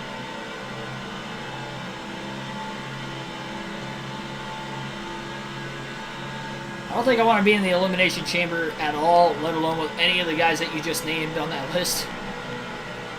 I mean, I guess it'd be cool, but I feel like getting my ass kicked anytime soon. You guys probably all outweigh me by like 40 to 60 pounds, at least. I'm probably just as tall as most of them, though. Not all of them on that list. I think Brock Lesnar's 6'4", same height as him.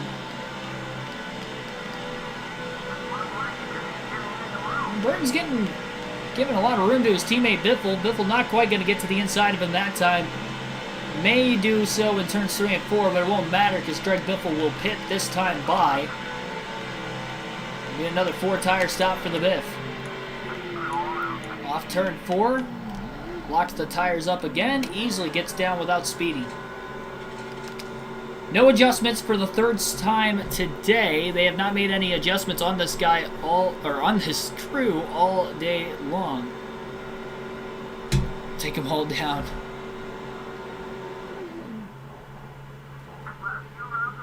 Odds of me winning are 10,000 to 1.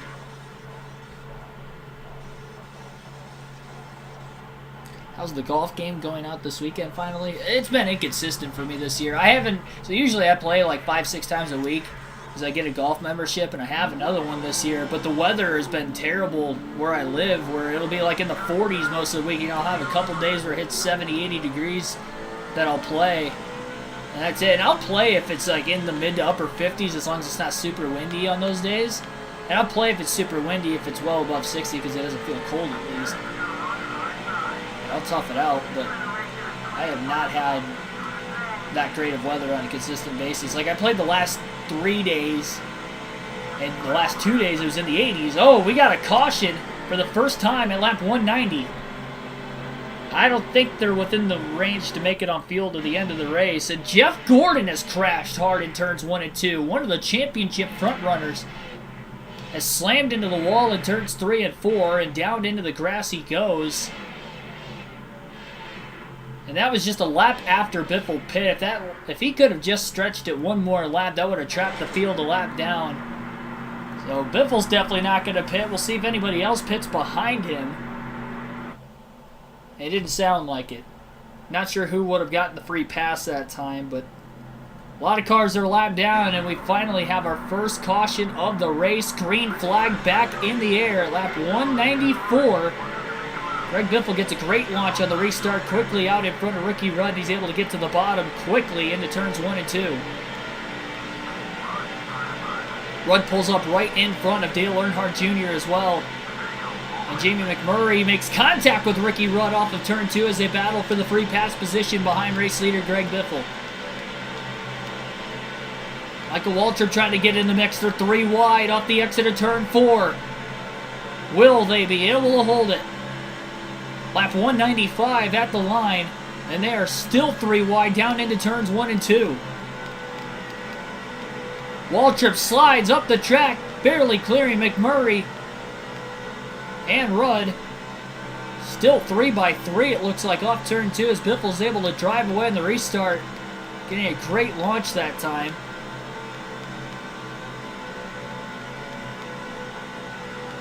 It is pandemonium back in the pack. So that bunched the field back together. Dale Jr. was about 3 seconds off the lead. And he was still in second place. He desperately needs to get around these lap cars as quickly as he can. He's already 0.8 of a second off the lead.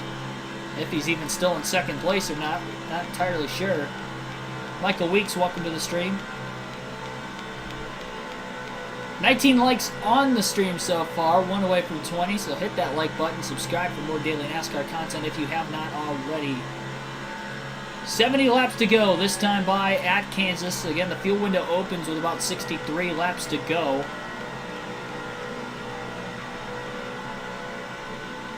Nobody pitted during that last caution as we had just cycled through green flag pit stops for the 3rd time prior to that first caution of the day. After 190 laps of green flag racing.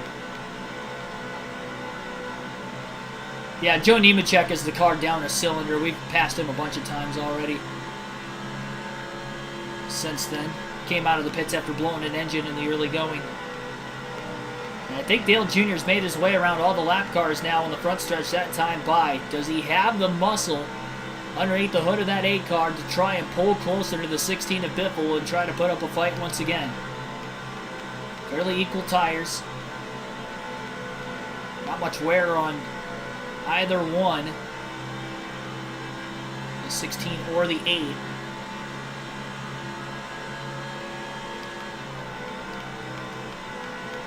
It looks like there's a stack up off of turn 4 that time, as if you look in the upper right hand corner of the screen where the track map is, kind of a big gap in the middle of the pack all of a sudden. We continue to stay green. We'll see if there's any smoke off turn 4. Oh yeah, there's a lot of smoke off turn 4 this time. There is definitely some cars that had made contact and maybe got squeezed into the wall as well. And we have made it to lap 200. A clean car so far. Fuel window will open in a few more laps. So if we get another caution between now and then, that's really going to be interesting.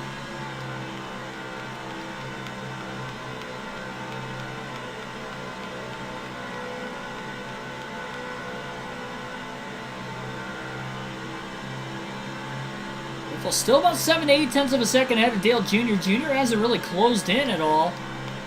The Bill's not pulling away either. I think Joe Nemechek's going to dictate whether Dale Jr. is going to close in or fall further behind when they catch him this first time. Biffle really only struggled to get around him once where Jr. actually closed the gap. Midway through this race. Nemechek's been back on the track really ever since about the halfway mark after the second set of pit stops. I think Biffle's going to catch Nemechek on the front stretch this time by.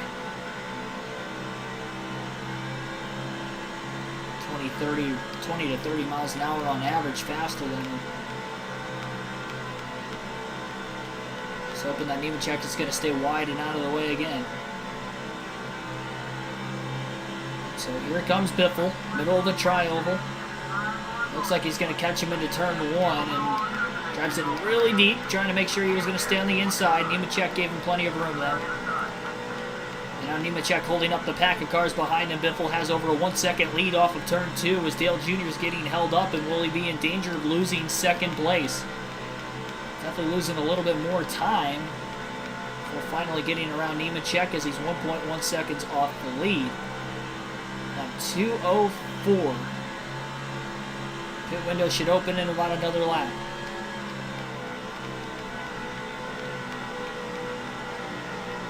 You're just tuning in for the first time, or maybe back after a little bit of a break. We just had our first caution of the race at lap 190. Biffle restarted from the lead. It was just after the third set of green flag pit stops. Still one stopper to the end. Nobody pitted during the caution flag because they had just pit under green. They all tried to keep some track position. And Greg Biffle's just clinched the most laps led a couple laps ago. So 10 bonus points for him today as he comes in with a 105-point lead over Dale Earnhardt Jr. with a quarter of the season remaining and just 8 races to go after the checkered flag flies tonight. Next race of this season will be tomorrow night at 6 p.m. Eastern Standard Time, and it'll be a crown jewel event. It'll be the running of the Southern 500 at Darlington. So back to another 500-mile event on this season, on this custom schedule season tomorrow night at the track Too Tough to Tame. That should be an entertaining one. Darlington always puts on a great show. And that is, it's going to be interesting to see what's going to happen in the next leg of the championship hunt with Greg Biffle, Dale Earnhardt Jr., and Jeff Gordon. The caution actually did come out in turns 1 and 2 for a single car spin, and Jeff Gordon had spun out. He was in the top 5, but last we knew he was in 3rd very early in the race, but that was right around lap 20 to 30. I'm not sure if he was still in 3rd when he had spun or not, but he's obviously got a lot of damage and has lost some track position of his own with that crash. And as the fuel window is open to the end of the race, we have some takers onto pit road trying to short pit. With only one caution today, they may be thinking that this could go caution-free to the end from now. I don't think Biffle wants to short pit until most of the cars, at least on the lead lap, end up pitting.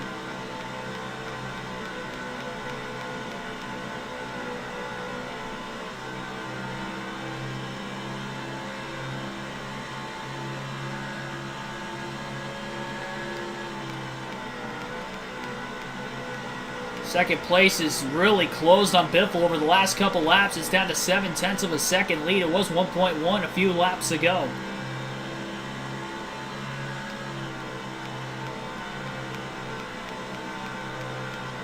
I'm assuming it's Dale Jr., but I guess I'm not entirely sure. The 2004 video game graphics, it's kind of hard to tell out of the rear view when they're 0.7 of a second off the lead exactly who that might be.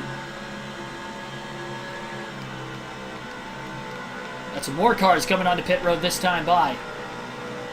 Most of them towards the back of the pack, whether they're a lap down or on the lead lap, I'm not sure. With the lap cars lining up to the inside of the lead lap cars on the restart. Could really be any of them. They short pit on Biffle from this short of a distance back. I think they could actually get to the lead, so Biffle probably doesn't want to take this run all the way down to about 14 laps to go, which after the caution laps, he could probably actually take it down to about 11 to 12 laps to go in the race before he has to pit, but that would just be a little too risky. If it would have stayed green all the way through with him having a 3-second lead, he would have done that and just went fuel only, but that's not going to be the plan anymore with the caution bunching the field back up together for the first time today.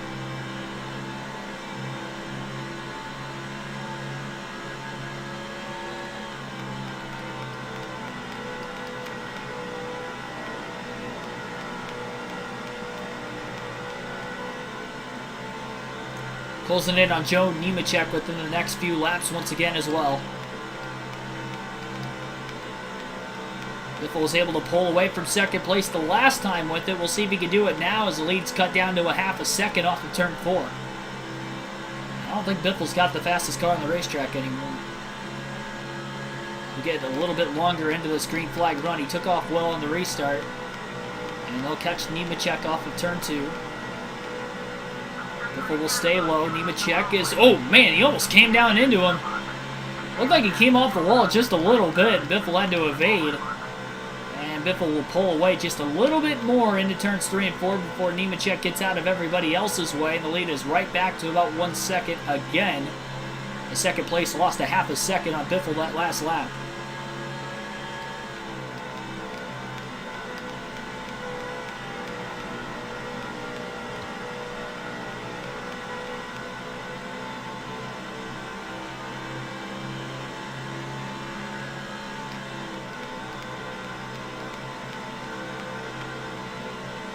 It looks like there's a challenge for second place as well. I think that's Ryan Newman in the 12 car who was on the inside for second place.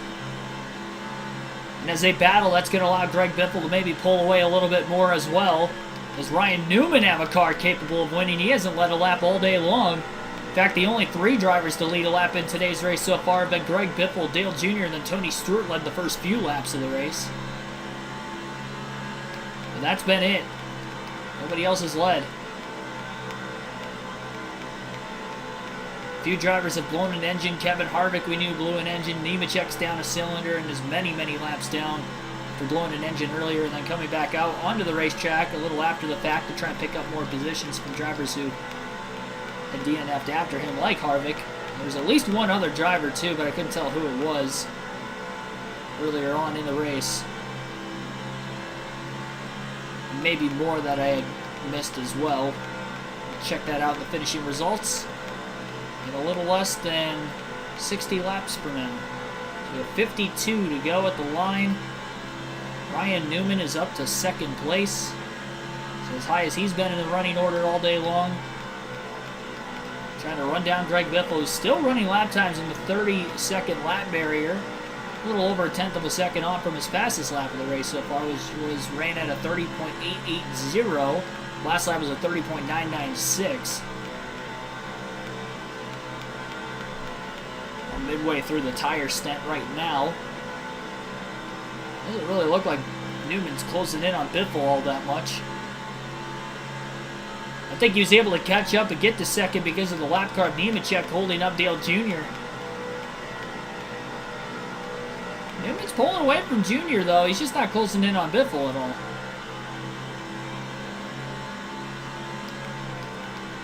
Now there's more dirty air on the nose of the 8 car. He might be struggling in traffic just a little bit. We caught Nemechek that most recent time. He was far enough behind Biffle that he wasn't really in the dirty air of him because he was a half a second or more off the lead.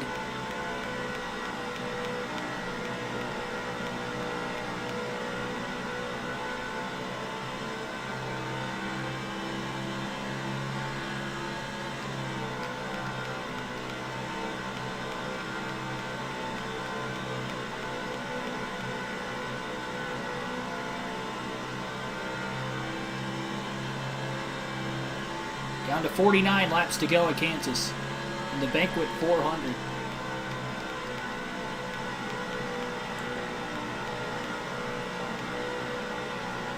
Biffle did lead the most laps 2 races ago at Daytona after qualifying on the pole, led 49 of the 160 laps, but ended up finishing in 14th under the lights in that 400-mile race.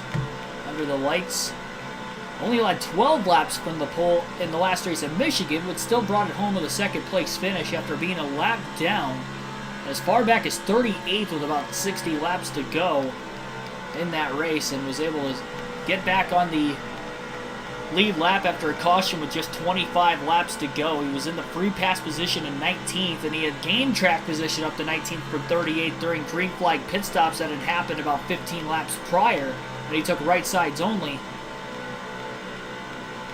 During the caution flag, he came on for 4 tires. Really about half the field came onto pit road, the other half stayed out.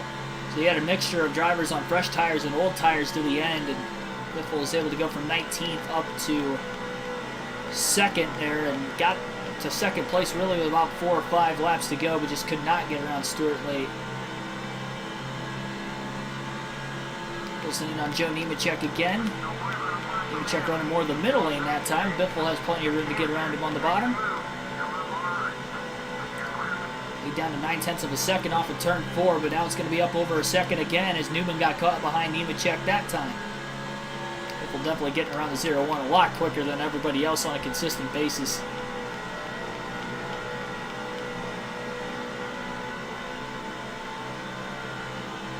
I think the main focus for Biffle now is hoping that that caution does not come out the rest of this race, especially if it's going to be before the pit stops for anybody that has not short pitted to the end. And the reason why I say that is because we don't know if Biffle would end up gaining or maintaining or losing spots on pit road, pitting from the lead under caution. We haven't had a pit stop under the yellow flag conditions today. They've all been under green flag conditions. And we know Biffle's pit crew has at least done well on the 3 green flag stops so far.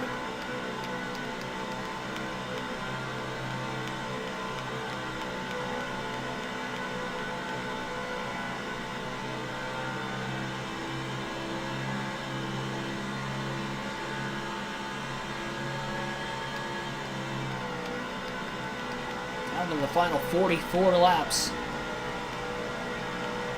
Comment in the chat down below, do you think we are going to have another caution in this one? Game do the points by itself, or do you do them manually? Nope, this custom schedule season, the game does the points by themselves. It's a season-long points format too. It's not a playoff or a chase format like our first season was. Our first season was the original chase format, it being the first year of the chase in 2004. This custom schedule season is the full season points format. Very similar to the Winston Cup era of points. The only difference is that in the Winston Cup era, you had 5 less points for winning the race than this one. For winning the race outright, you would have gotten 180 under the old format. This one, you get 185. Or excuse me, you get 180 under this one. You had 170 under the old format, so you get 10 more points under this format for winning. So it puts a little bit better emphasis on winning a race, which I like. But it's still a full season points format at the same time. Billy says we're going to get one more caution. I'm assuming you meant one more when I said if we're going to see another one. So we have had one. We went 190 laps without it. The field's pretty spaced apart because we had quite a few drivers pit. Really about half the field hit pit road as soon as the window opened. Right around 60 to 61 laps to go. With 40 laps left this time by. I am doing the points myself on NASCAR 21 Ignition because that game does not operate correctly as well as NASCAR Heat 5 when it comes to the points, so I had to do the points myself in both of those games. Thank goodness I don't have to do that with this, especially considering how many drivers there are, because there's all the fantasy drivers run a part-time schedule, so I'd have to keep track of points for like over 50 people. And the points are a little harder because at least now it's 1 point per position plus the stage points, but in this there's a bunch of different increments between position, and it would have been a little bit more difficult math to do.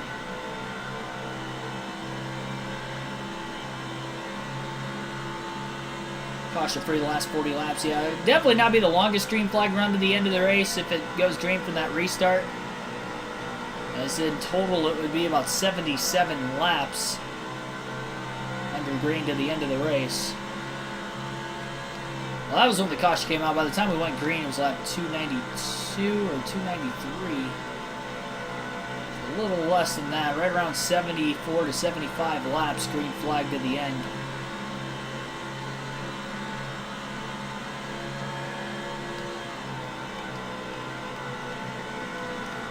Second and third place started to close in. Ryan Newman got passed after he got held up by Nemechek the last time. I definitely don't think Ryan Newman's fast enough to catch Greg Biffle, but Dale Jr. seems to be a little bit quicker on the long run this time around. And you wonder if they've made some adjustment changes versus where they were earlier in the race that has allowed him to really close on Biffle. Cut it down to 0.6 of a second at the line that time as they close in on Nemechek. Biffle blows around him into turn 1. Nemechek is going to stay on the outside. He's going to hold Dale Jr. up a little bit, but not as much as before. Jr. only lost about 0.2 of a second that time. He was losing over half a second or more before that. Ryan Newman stays pretty closely behind Dale Jr. Probably lost a 1/10 or 2 behind him as well. Top 3 all within just under a second and a half of each other. A decent green flag run to this point of about 40 laps.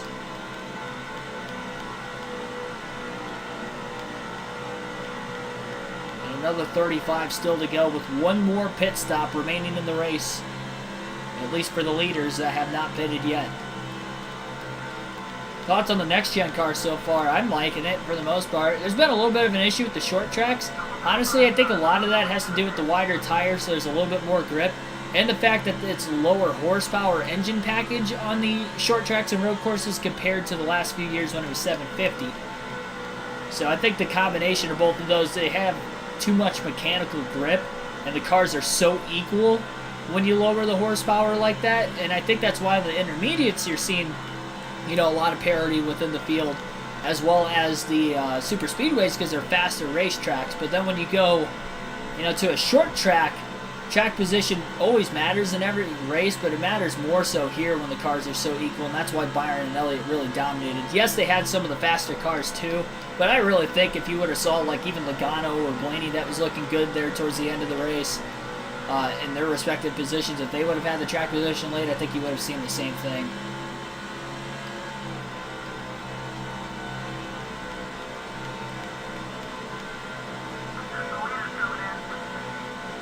I get that they want a one-package-fits-all kind of thing, but I'd be down for them adding a little bit more horsepower just to try. Between that and then more tire degradation, I think will help as well. It doesn't seem like the tires have been wearing out that much on the short tracks either, which Martinsville's a track that the tires should get chewed up quite a bit. That just wasn't the case. They did get chewed up at Richmond quite a bit, but also Richmond is a track that even in the past the tires have been degrading a ton, because of how old that surface was. It was last repaved in 2000. So it looks like Ryan Newman has short pitted with the drivers in the top three. That is interesting. Biffle does not want to pit yet though, because that second place driver right now still has not pit, and he doesn't want to risk going a lap down in case we see another yellow.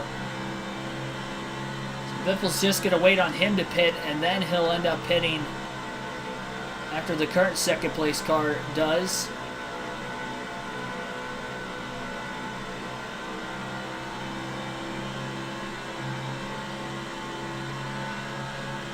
Still some clean air for Biffle right now as well, as he has a 1.2 second lead. 30 laps to go this time by at Kansas for the Banquet 400 live on KRC. Again, like and subscribe for more daily NASCAR content. Live realistic commentary for the real races on the race weekend, like we did with the Talladega Cup race yesterday, and the video game races during the week and during the off-season to try to Spiller, all in the hopes of one day hopefully getting into the commentating booth down the road for real NASCAR races down the road. Just hit over 1.8 thousand subscribers on the channel yesterday. The channel's been growing very quickly over the last several months. Greatly appreciate all your guys' support, and it has definitely been a fun ride. I enjoy bringing you guys these streams on the daily. People ask me how I don't get burnt out from it. It's because I enjoy it that much, really. I feel like if you'll get burnt out from something if you do it repetitively and don't enjoy it as much, but I enjoy this enough that I really look forward to doing this every day. Yeah, Dale Jr. just pitted that last time by, so it looks like Biffle will pit this time by. He's about 12 seconds, a little less than 12 seconds ahead of the next car. I think he might be able to stay on the lead lap if he ends up pitting right now, and he is going to try because he doesn't want to lose too much track position. It's been so hard to pass the leader today. We've seen just a few lead changes in this race, and that's been about it. But Biffle is on pit road, no adjustments, 4 tires and fuel, the money stop for the 16 team this time. He's led the most laps today, and I think some of the other lead lap cars are coming onto pit road behind him as well. That racing commentary is something that I would like to do. I just don't know exactly how to do that or if I'd have the equipment to do that right now. I know I have the internet that's capable of being able to do something like that, but that'd be something I'd like to test.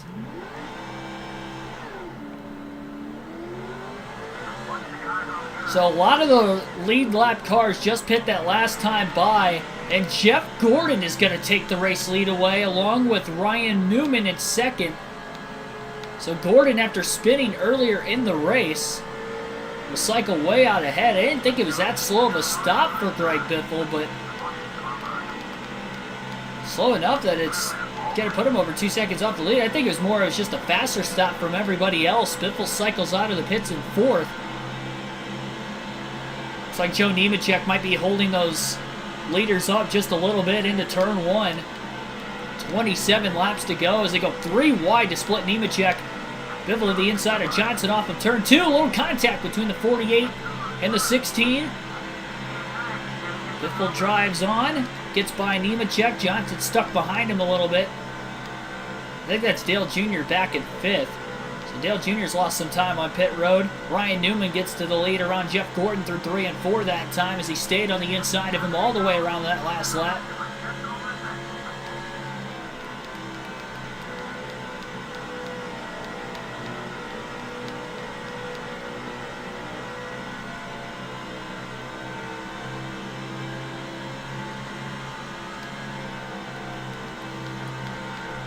It was 2.2 seconds down to 1.1 after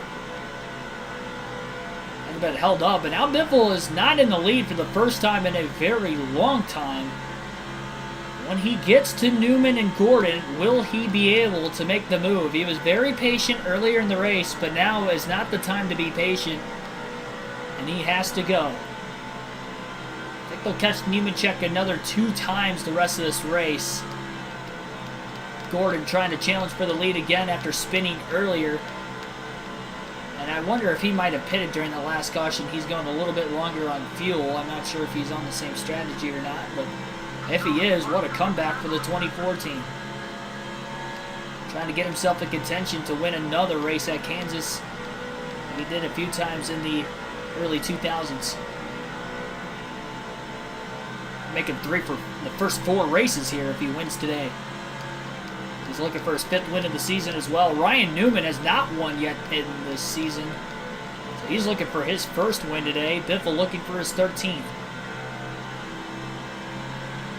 It's about to be a 3-car battle for the lead at the 24 and the 12. Keep their battling up. It does seem like Biffle's been a little bit quicker on the shorter run as well, so he's definitely closing that gap, and he's about a half a second off the lead off turn 2. We'll have about 22 laps to go this time by. Haven't seen really a battle for the lead since the first half of the race. You're definitely seeing one now following the final pit stops. And again, Biffle's picker did not do bad. I just think the 12 and the 24 and even the 48 for that matter just had much faster stops than the 16.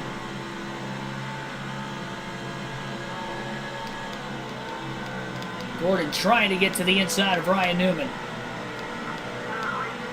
Will he get there? Off turn 2, he's looking really low.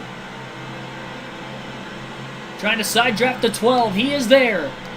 Biffle going to make it 3 wide to the bottom. 3 wide for the race lead at Kansas. Off of turn 4. Side by side now as they have both cleared the 12 of Ryan Newman. Gordon pinches the 16. They nearly made contact. Newman gets the run off the high side as well. And Jeff Gordon leads for the first time today with 21 laps to go. Biffle back to 2nd. Finally clearing Newman off of turn 2. Well, the modern era record for wins in a season would be Jeff Gordon with 13. So we have a chance to break the modern era record. Richard Petty has the all-time record with 27 wins in a season. I believe that was back in 1969. You have to correct me if I'm wrong down in the chat. Biffle to the inside of Gordon off turn 2. Oh, Gordon just slammed the 16 down the back straightaway. Forces him way down low, and Biffle has to lift heavily into turn 3 to make the corner. Well, that was definitely not racing clean. Gordon is fighting for this one. Trying to close in on Biffle in the point standings. He still has a shot for the championship as he looks for his 5th win, but Biffle knows that that's how Biffle's going to race him. Biffle's going to race him the same way. Off turn 2, Gordon with a block. 67 was the record, thank you. He was in the late 60s. Biffle to the inside of Gordon again. And he knocks him up the track. Payback. Gordon's in the wall up turn 4. Newman now for 2nd, trying to get around him, and Biffle is in the lead with 17 to go. Risky to do that. Biffle was able to keep control of his car, but he was not having any of it after Jeff Gordon had tried to pinch him down just before that. They close on Joe Nemechek on the back straightaway. Biffle's going to get around Nemechek into turn 3. Newman to the inside of Gordon, trying to trap him behind the 0-1. Gordon going a bit wide. But he stays in front of the 12 as now they're about 0.6 of a second off the race lead at lap 251 of 267.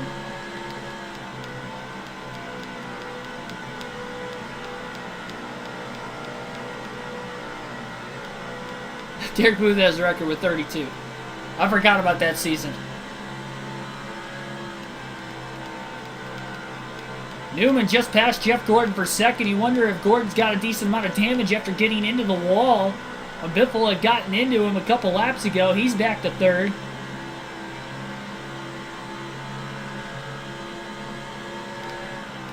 There's a lot of clean air yet in front of the 16. I think they'll catch more lap traffic before the end. Can Newman close? 16 has definitely been the better car all day long.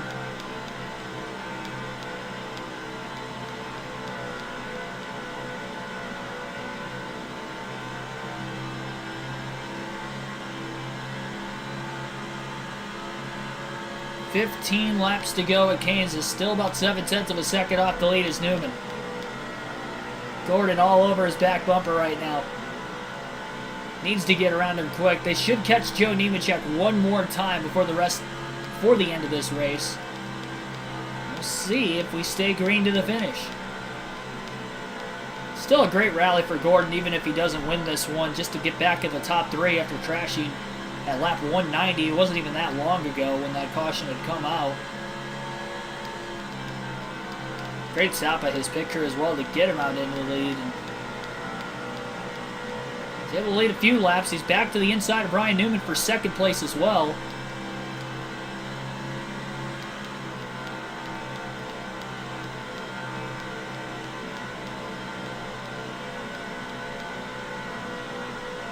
They battle. Biffle about 1/10 quicker that last lap than the 2 cars behind him. But Gordon is clear on the front stretch. Can he run down Greg Biffle? Those two have traded paint a couple times in the late going. Biffle better hope Gordon doesn't catch him. I would have to bet that Gordon will pay him back again.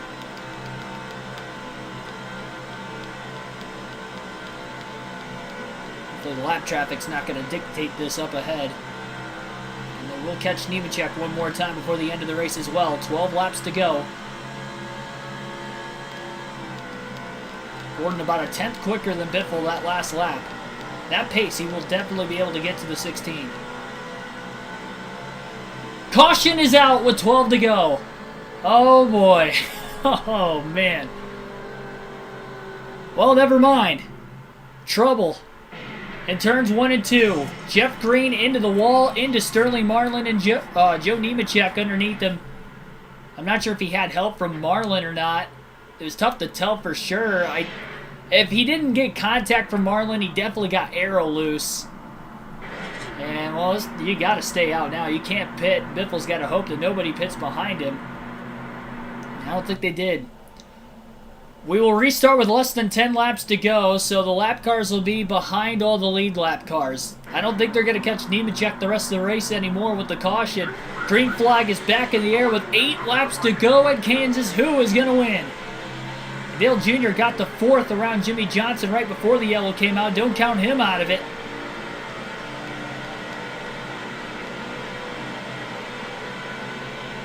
It's our second caution of the race. Johnson to the inside of Dale Earnhardt Jr. off turn 2. Biffle. A little bit wider in that corner. Jeff Gordon might get underneath him. Gordon gets back into the side of the 16. And Gordon is up in the wall in the tri-oval. He tried to pay Biffle back, but it didn't work. And it backfired, and Gordon is now outside the top 3. And it's Dale Jr. who is looking to get up to second place around Ryan Newman. And he's clear. Jr.'s to second after the mess off of turn 4, but Biffle's got about a 1-second lead. So we continue to stay green.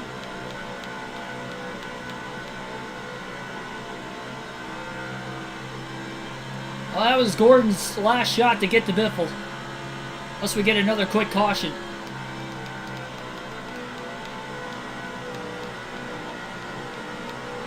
That caution definitely helped Junior in the points by getting around 2 more drivers. That was 10 points he has gained. If he gets to Biffle, that's going to be about a 20-point swing. Biffle needs to keep the car clean. Junior is about a 10th quicker that last lap, but he's going to have to be a little bit quicker than a 10th of a second a lap to get back to Biffle. And Biffle has the clean air as well. It's been tough to pass the car with the clean air all day. 5 laps to go. We get a caution. It could end the race now.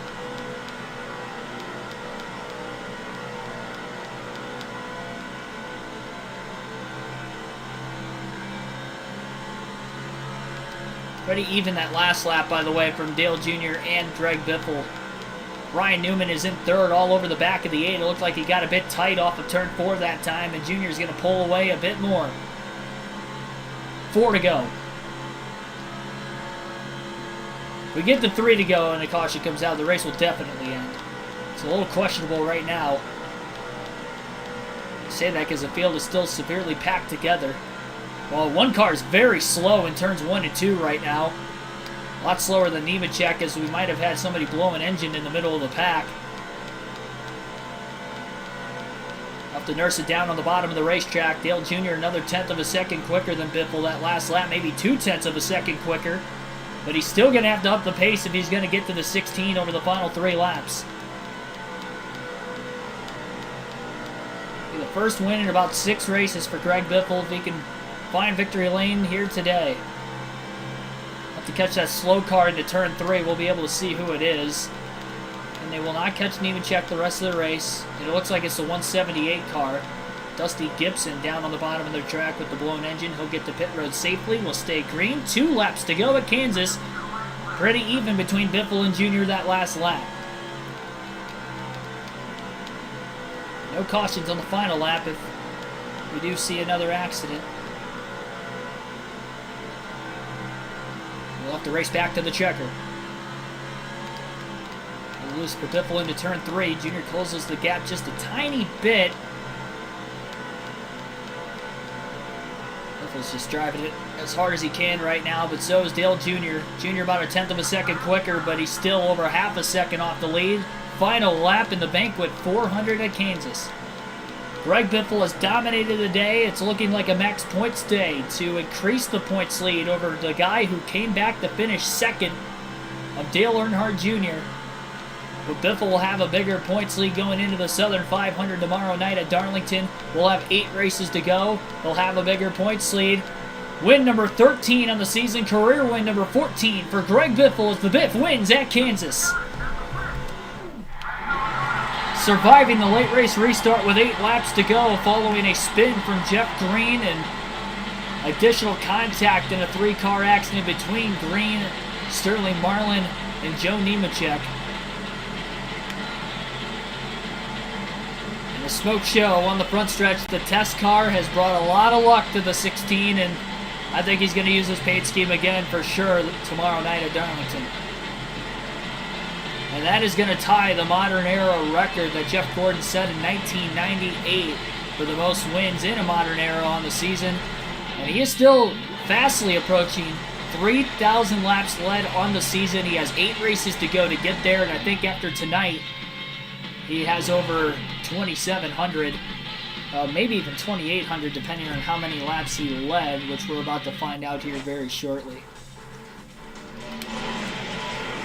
2 hours, 30 minutes total time on tonight's race with just 2 cautions in this one. Both of them came out in the final 77 laps of the race, and the top 2 in points finished 1-2. Jeff Gordon fell all the way back to 5th after trying to get back at Greg Biffle there late, so hopefully he's not a rival going into the next race at Darlington, but at least for now, Greg Biffle got the last lap tonight. 188 of the 267 laps led for Biffle today. Dale Jr. led quite a bit himself, leading 67 laps. 5 laps led for Ryan Newman late. And then Jimmy Johnson finishes 4th. Jeff Gordon led 4 laps, rounding out the top 5. Matt Kenseth ends up finishing in 6th with no laps led. Casey Kane 7th. Tony Stewart 8th. Tony Stewart led the first 3 laps of the race today. Bobby Labonte, his teammate, finishes 9th. And Elliott Sadler gets another top 10 this season, rounding out the top 10. And we had a total of 13 drivers finish on the lead lap in today's race. But 190 laps to start this one, caution-free, and then we had the 2 cautions late, including one that set up a restart with 8 to go. The drivers who had blown an engine and DNF'd in today's race were Brendan Gaughan, Kevin Harvick. Joe Nemechek finished the race, but he was plenty of laps down after blowing an engine early and then coming back out midway through the race. Johnny Sauter blew an engine late, and then we saw Dusty Gibson in those final couple laps blow an engine. So Nemechek finished, but we still had 4 drivers who failed to make it to the finish of today's race. Margin of victory, about a half a second for Greg Biffle over Dale Earnhardt Jr. So Greg Biffle wins the Banquet 400. Think he can hit 15 wins this season? I think it's possible. I think we can get 2 more. Oh, jeez, I almost knocked my laptop over. We're good. Okay, I was making sure the camera wasn't messed up after that. Yep, Southern 500 presented by Mountain Dew tomorrow night. 367 laps. And this is before Darlington had lights, so it's going to be fully in the daytime. It's not going to be a day-to-night transitional race. And then after that, we have another race on a fantasy racetrack at the Levi Strauss Signature Speedway that will take place, I believe, on Wednesday night, if I'm not mistaken. Or sorry, no, Las Vegas would be the next race after that. That will be on Wednesday. Then Levi Strauss Signature Speedway following that one. We'll take a look at the point standings before we get out of here. And Greg Biffle will get the points lead out to 120 points following this one today. He gains 15 points on Dale Jr. with leading the most laps and winning the race. Dale Jr. finished second and led 67 laps, so he did get 5 bonus points of his own. But probably the 2 best cars finished 1-2 in today's race. Jr. might have fallen off late, but he got the second on the restart after restarting fourth, so that caution definitely it gained him 10 points. He would have been 130 points back if he would have finished fourth without the late yellow with 11 laps to go when it came out, restarted with 8 to go. Why can't New York Racing field a 69 car for Biffle? Elon Musk, please buy YouTube and show dislikes again. Welcome to the stream as well. I saw you pop in late. I didn't get a chance to read your new name until just now. Jeff Gordon is 218 points back at third. He's still within 100 points of Dale Earnhardt Jr. after a top 5 today. Gordon still has the most top 10s on the season. And that is largely due to Dale Jr. blowing an engine in the last race. So Dale Jr. has 3 DNFs this year, and then so does Greg Biffle after Jr. blew an engine at Michigan. The main difference is the fact that Biffle has 13 wins to Dale Jr.'s 1 win. That is the only reason Biffle has this big of a points lead, because they both have 3 DNFs on the season. And we'll see. Going into the final 8 races of the season, still plenty of time for Jr. and Gordon to make a charge. Tony Stewart, 524 back in 4th. Newman back up to 5th at points with a nice top 5 today, finishing in 3rd. He's 639 points back. I just don't see those guys having much of a shot. Even if Biffle DNF, say, 2 more times to the end of the season, Tony Stewart's still going to be over 100 points back with that. So it's going to take a miracle for Stewart and Newman to get back into it. At least 2 more DNFs out of Biffle, then they're going to need 1 more out of both Gordon and Earnhardt as well.